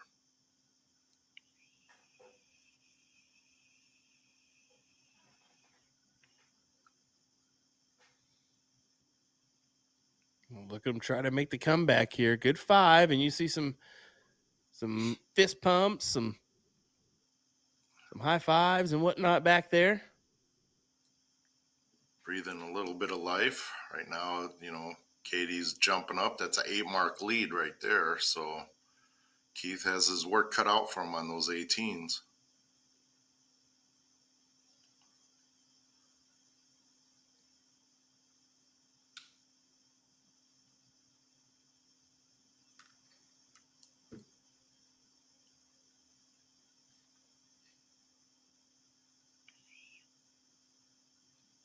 Man, they have quite the support system there. There's no denying that. Big shot right there.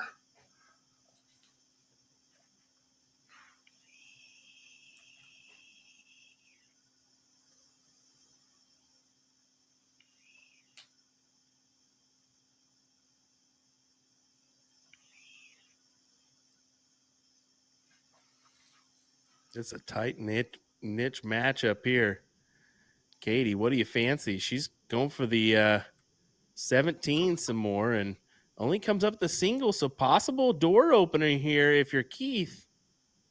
It is. It's only about a 5-mark lead there.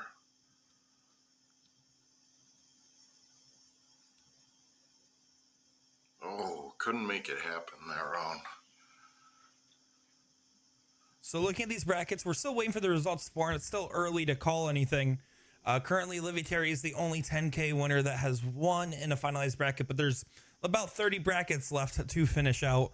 And so far, 2 different divisions have finished with winners where neither player had any bonus pool at all. So that's going to be a big boost to anybody that does have a bonus in any of the other divisions. Is 2 of those divisions out of the 42 of them so far have finalized with no bonus money getting taken towards them.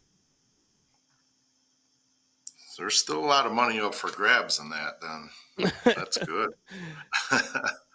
Definitely a lot of money up for grabs, and maybe not for these 4 individuals, but across our divisions, there's multiple big-time money pools to be had if you win some brackets here, and a couple individuals are already in the mix as we crowned, Gabe Steffen, big winner there. You'll Yep, he was be part of that 4K 4K bonus I believe. pool. Yep. And I think the doubles, Kevin and Nick in Division 2, they were both in a bonus, I believe, too, with 3K and a 5K, I think.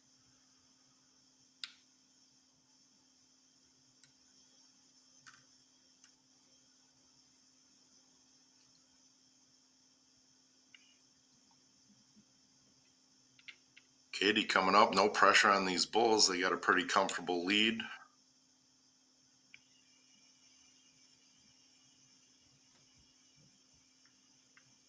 Yeah, fairly comfortable indeed, as they should have the advantage, get this leg out in front of them. Anything can happen when it comes to the Bulls, but I'm confident they have this one. Yeah, even with those 2 Bulls, I mean, Drew and Katie, they're still sitting at like an 8-mark lead. So with the points and the 2 open numbers. Drew can't make it happen.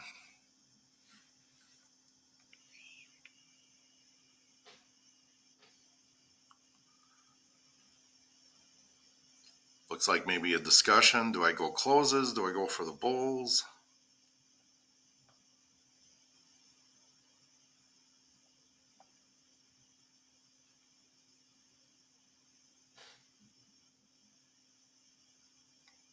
Just a little bit of discussion, but going for them Bulls, trying to get that point lead.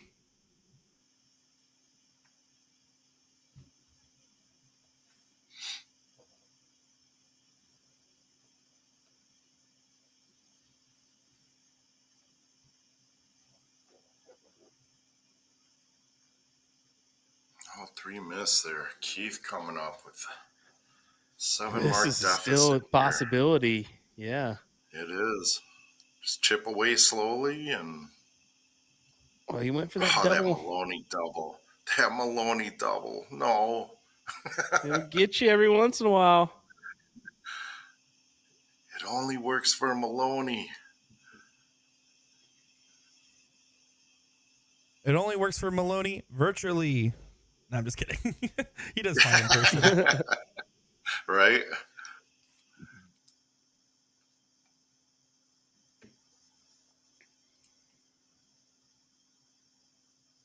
That's a big shot. That could be a difference maker right there. Put a little pressure on Katie.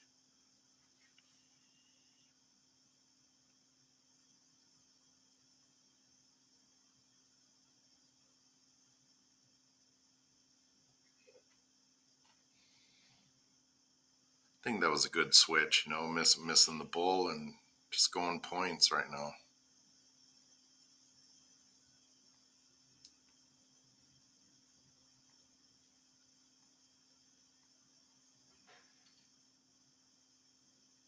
Well, this is still within reach for Justin and Keith, but Drew, go ahead and take this out and close that door.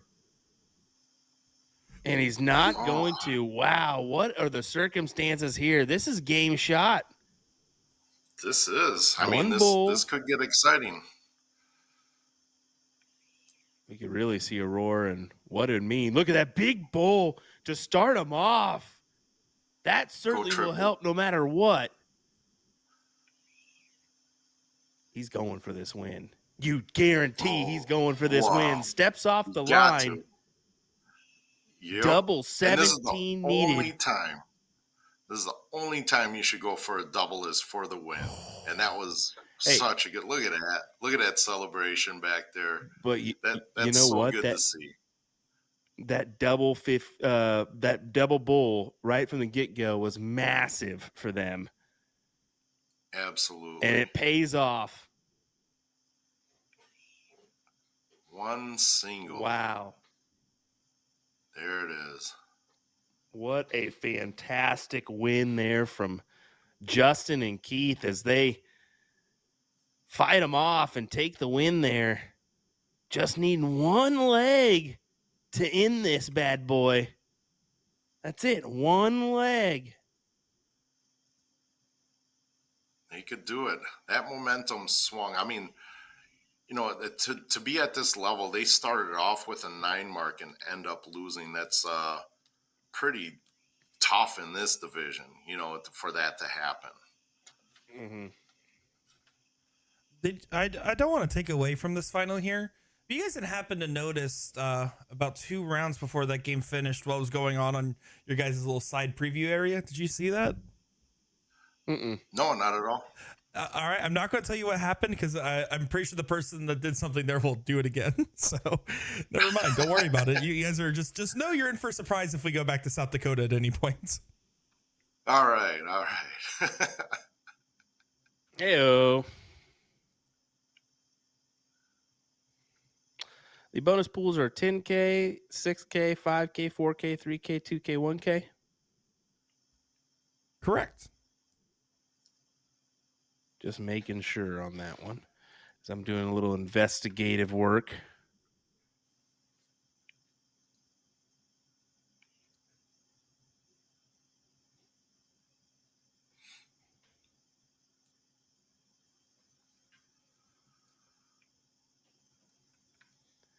This is a big round here. Katie and Drew, of course, have the advantage getting the start in this one.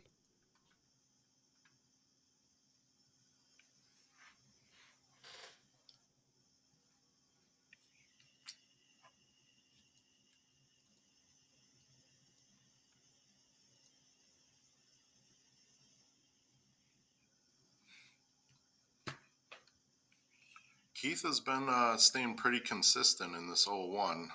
Don't tell me I just commentator cursed him again. Yep. It's Did way you? easier than it looks to do. You know, all right. You figured I thought he was going to capitalize with the 32 and the 54 round before that, and him coming off of his last round being a ton. And here you go, right there. There's a ton. First shot at the out.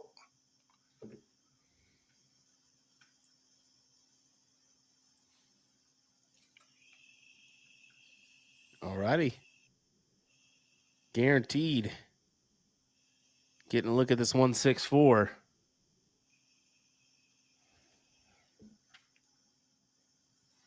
Think Drew will take a swing at it or just get it down?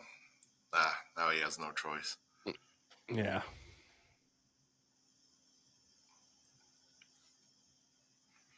Looks like we do have one 10K bonus pool winner guaranteed. Olivia Terry, a part of that one. That lucky lady. Damian Lofton, her partner, getting a piece of that 5K bonus pool bracket. Gotta love that.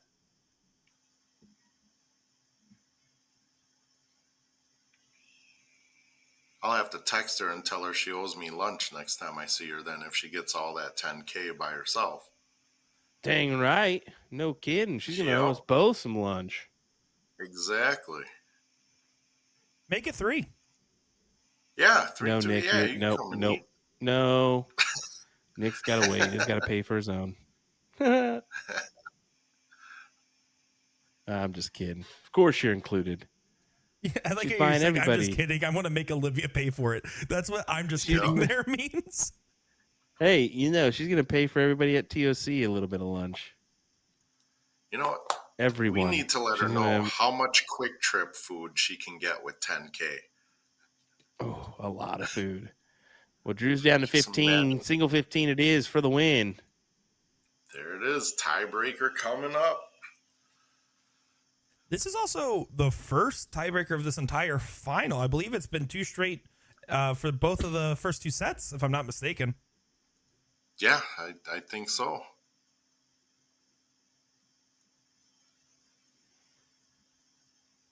So I did get confirmation. We got 2 finals going on, but one's a little bit in a better spot for us to go to after this. So we have 2 finals left. I do want to give a huge shout out to Cody Snyder and Corey Dakin for moving over to the stream board. But unfortunately, their final is just progressing a little too fast for us. Probably won't get to it as we're still on this one. But we will have one last final here, which will be the Alicia and DJ from the Wood and Nickel. So we will be going back over there for our last final after this one, just to give you guys a heads up. Assuming it's not, they are just starting it. So assuming it doesn't finish before this one's over, which is entirely possible. You never know. You never know.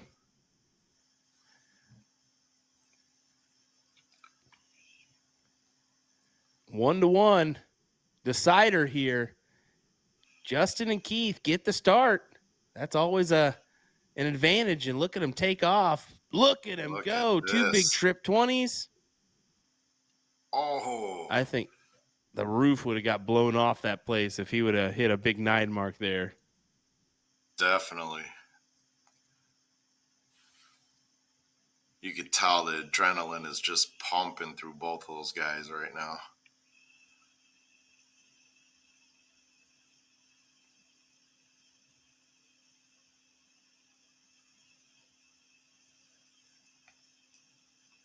We got some interesting stuff going on with Bonus Pool in the background. I must tell you about that, Steve. I've checked out good 20-so divisions so far, and man, this thing's getting interesting.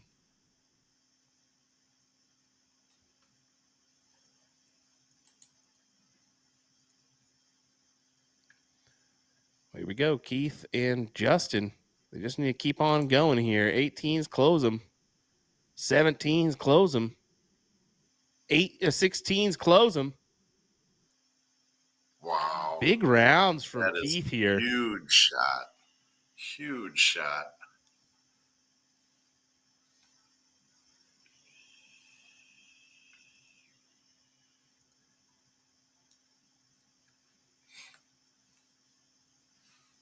This is looking promising for the win here. No doubt about it. These triple dip shoes were on.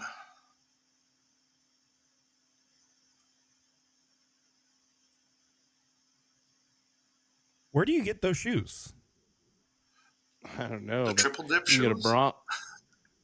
You can go to Brahms and get the old triple dip ice cream cone. There's no denying that one, so you might as well cash in on that one. Ice cream. I haven't had ice cream in a long time. It's all custard up here. Yeah, you're darn right. The best custard. Ooh. Tell you what, try some Andes. Ooh. Ooh. I like Andes. Good Andes stuff. ain't bad. Well, look at this from Keith and Justin. They just continue to dominate here, and they're throwing easily a 3+ in this one, and a win is in their mind. Should I commentate or curse this one? No. Don't you do it. I know. They'll hate you forever. I thought it was just a myth, but it actually is true.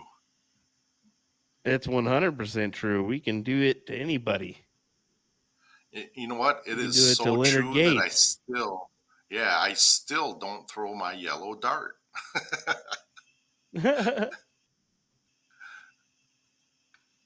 Just avoid it. Yep.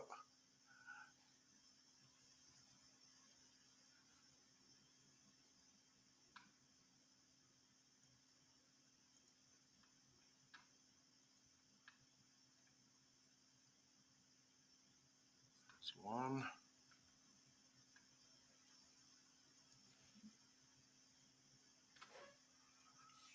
Not quite, but they made a really good dent in it. Made it very easy. Very easy. I'm waiting to see the reaction in the background when he hits this bullseye.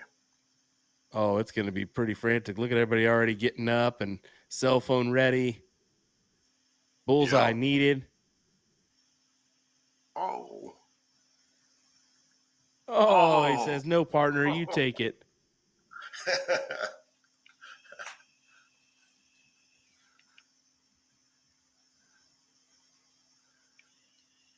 Are we going to see a partner tackling the other partner into a dartboard incident again?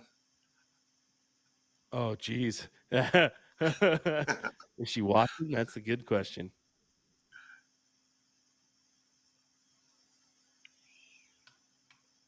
One bull. Do it. There and it is. It will erupt. Yes. The old triple All dip right, achieved. And look at that average. 5.31, Porky. Wow. That was really amazing stuff there for that final. Oh, he's picking. The board moved. The board moved. The board moved. Yep. Great stuff, guys. And congrats. Keith and Justin will be your winners. We head to the wood and nickel for this final. In what division again, Nick? This is going to be Division 27 here for this one. That's going to be Alicia and DJ Dekenicker.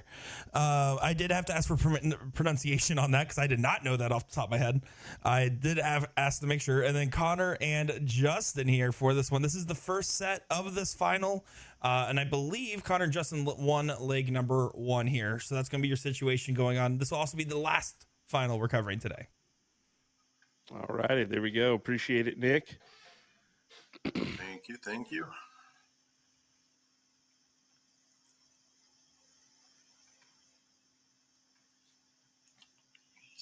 Well, we're pretty much in the same spot, if not just right away to the finals of most of our events, or most of our divisions here, as I whittle my way down to Division 41.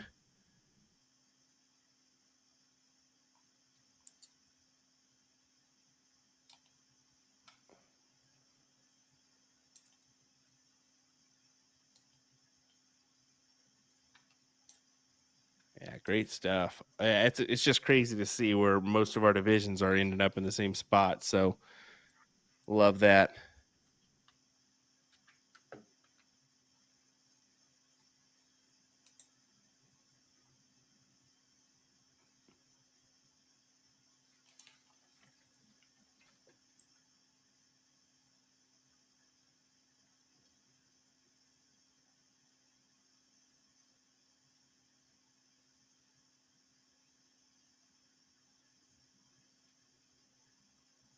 All right, got some numbers here, Porky. Been doing Let's some hear it. research. Olivia Terrier is our only current 10K bonus pool winner. 6K, there's 2 winners. 5K, there's 4 winners. 4K, there's 2 winners. 3K, there is 4 winners. 2K, no winners. And 1K, there is 1 single winner, and that is so far. Now, remaining in the brackets, there is a possible 5 winners for 10K, 3 winners for 6K, 7 winners for 5K, 8 winners for 4K, 4 winners for 3K, 8 winners for 2K, and 9 winners for 1K. So that is still your remaining brackets. And Division 16, 18, 19, and 20 are some of those 10K winners that we're kind of keeping an eye on. Wow. So, yeah, I know Olivia Terry's holding her breath right now. And I know who she's not rooting for. Well, she can hold her breath and pray, but it ain't going to work, as that makes it 2 winners in the 10K bracket, as Lyle and Andrea. Lyle Campbell and Andrea. Lyle wins himself a little 10K action. Nice. So at least it's 5K minimum for the 10K winners so far. And there's one other person down, as Division 19 is unfortunately not going to win 10K.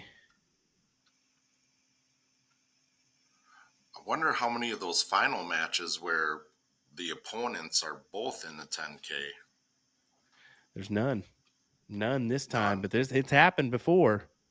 Oh yeah, absolutely. I mean, especially if you know that your opponent is in the 10K bonus along with yourself, that's got to add a lot more pressure.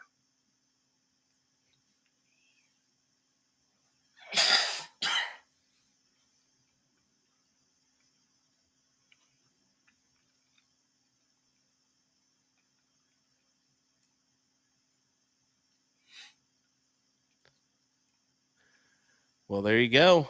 Winner. Here's the tiebreaker. So we will see a tiebreaker. DJ starting it off.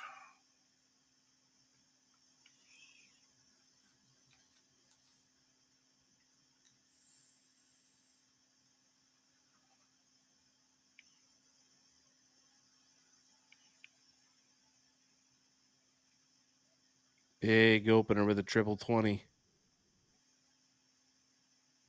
That'll work.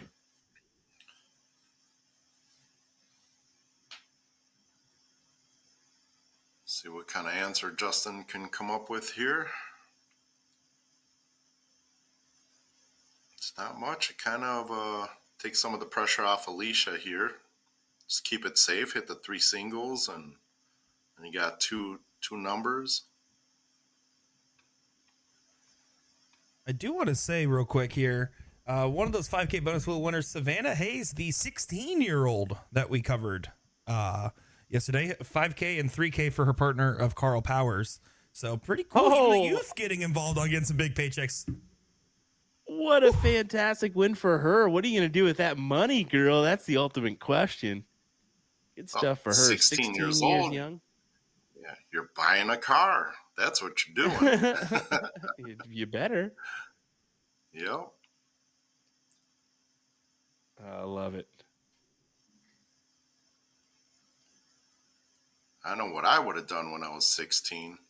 I'd be getting those 2 for $1 Big Macs. Oh, perfect. I was worried. I had my hand over the mute button just in case. I wasn't sure where that was going. Who knows what Porky would have done at 16 years old, guys? I was still a big eater and sleeper back then too. So good. You're safe. I will say, Porky, I've been coming up with some ideas for your match against Jules, right?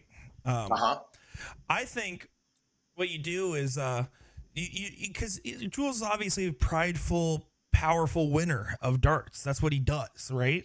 Oh yeah, yep. So challenge his pride by making him do a hot dog eating contest right before the match. We'll live stream it. I have the cameras there. You guys just have to do it at the bar. You know,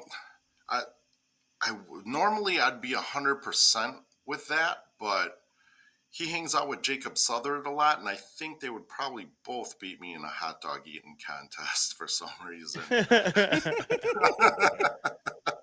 Touche. They probably would. Yeah, I think maybe I'll bring a big bowl of dragon fruit and eat that up. Since I'm gonna do that on the board too. So.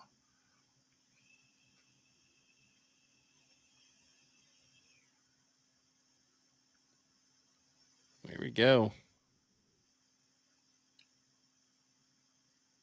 Wooden Nickel team has got themselves out to an advantage. Yeah, it's a very comfortable lead right there.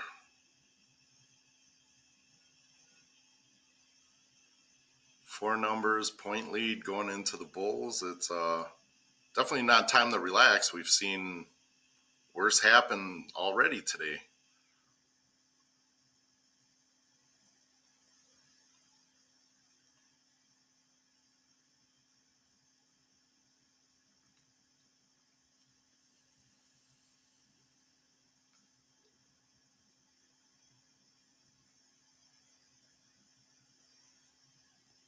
Big triple with the last dart. That'll certainly help.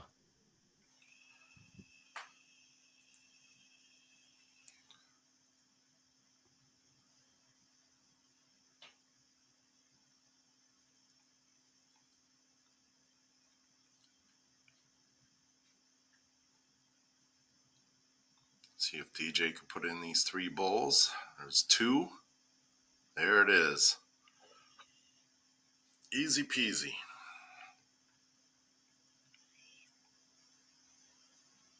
Easy peasy Dunskies as they get the win in this set. They'll have to reset it up and get back underway. So I kind of lost track. Is this going to the loser-loser format, or is this the one-game cricket format? This will be the I presume that the other team from the Connor and Justin only have the one loss. If that is the case, that's going to be another best of three here. Gotcha. Okay. So we could potentially see another triple dip finals. It's certainly possible. If you're Alicia and DJ, you don't want that to be the case. You can see Gabe back there looking confused, but don't worry, guys. He normally looks confused regardless of what's going on.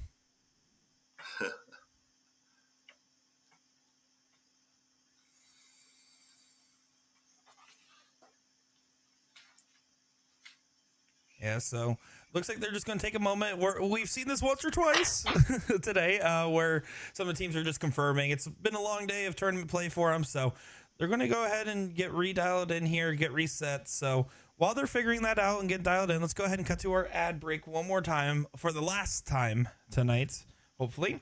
We'll cut over there, let that play out for a minute, and then come back over once they're ready. What do you say, boys?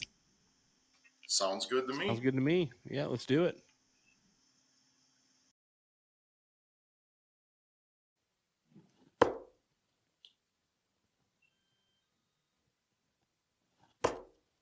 Oh, it was so beautiful too, right in the center of that double.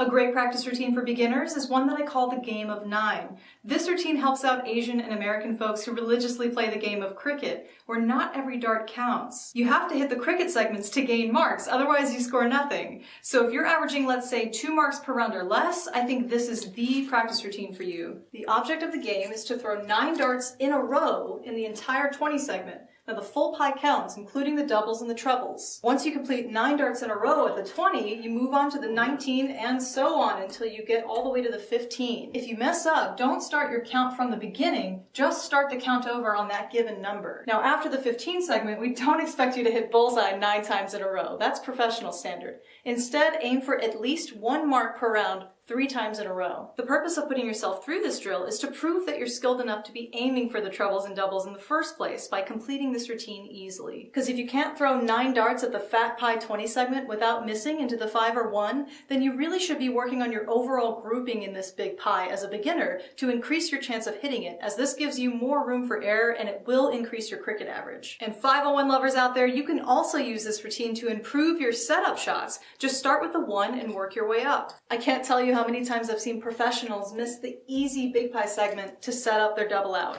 So that's it for now. I hope you guys enjoy the reality check. I dubbed today St. Hat-Tricks Day. Let's see how many hat-tricks I can get in less than 90 seconds with the new Dart World range. Let's go. Starting with the regulator, dressed in the Irish and a few beers, fit flight shape. Now the Phoenix darts in the fit flight slim. Patrick, go quick. What's up next? We've got the Anthem darts. I'll be Irish and a few beers, L style shape. Then Piranha Razor 02, L style slim. Oh, stupid bounce outs. Finally, we have Challenger with Target K-Flex. Ooh, and Liberty, Liberty, Liberty, Liberty. Get in there!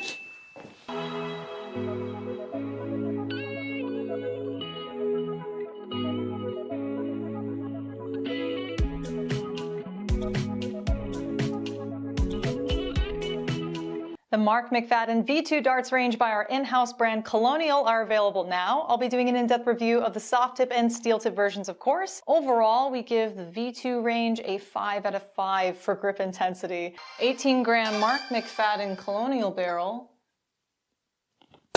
Throwing a single leg of 501. Split bowl double out. Do not miss inside, Jen. For you, Mark, shooting the 22 gram Mark McFadden Colonial barrel, and Mark's favorite steel tip checkout is 126, of course. He's got to pick a big hitter, so we're gonna go 19s all the way. First attempt here. Ooh.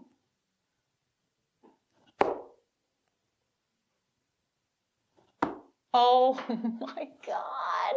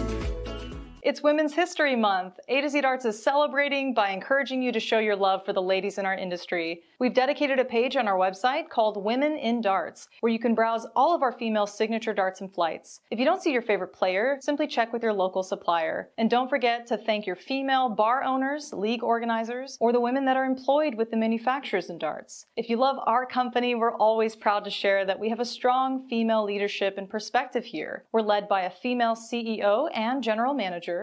We have women leading our online sales, wholesale, and warehouse departments. I myself act as the creative director for all of our brands, A to Z Darts, Magicware, and USA Darts Production, where we live stream some of the best female talent in the world. There are so many women in darts that make our world go round, and we hope you take the time all year long to show them your appreciation. Thanks for watching.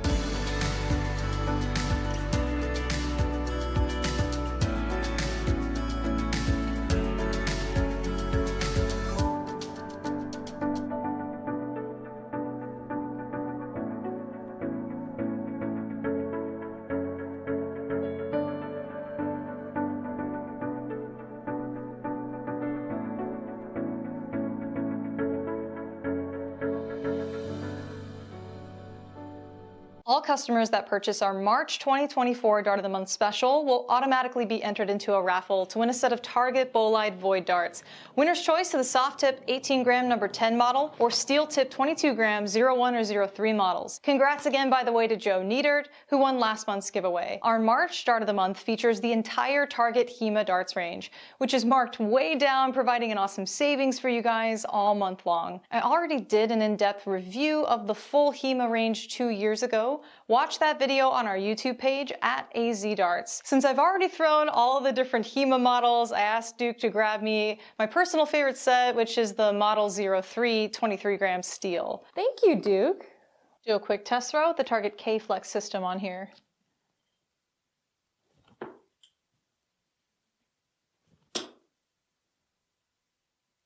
Oh man, I just missed the 3 in the red, I think.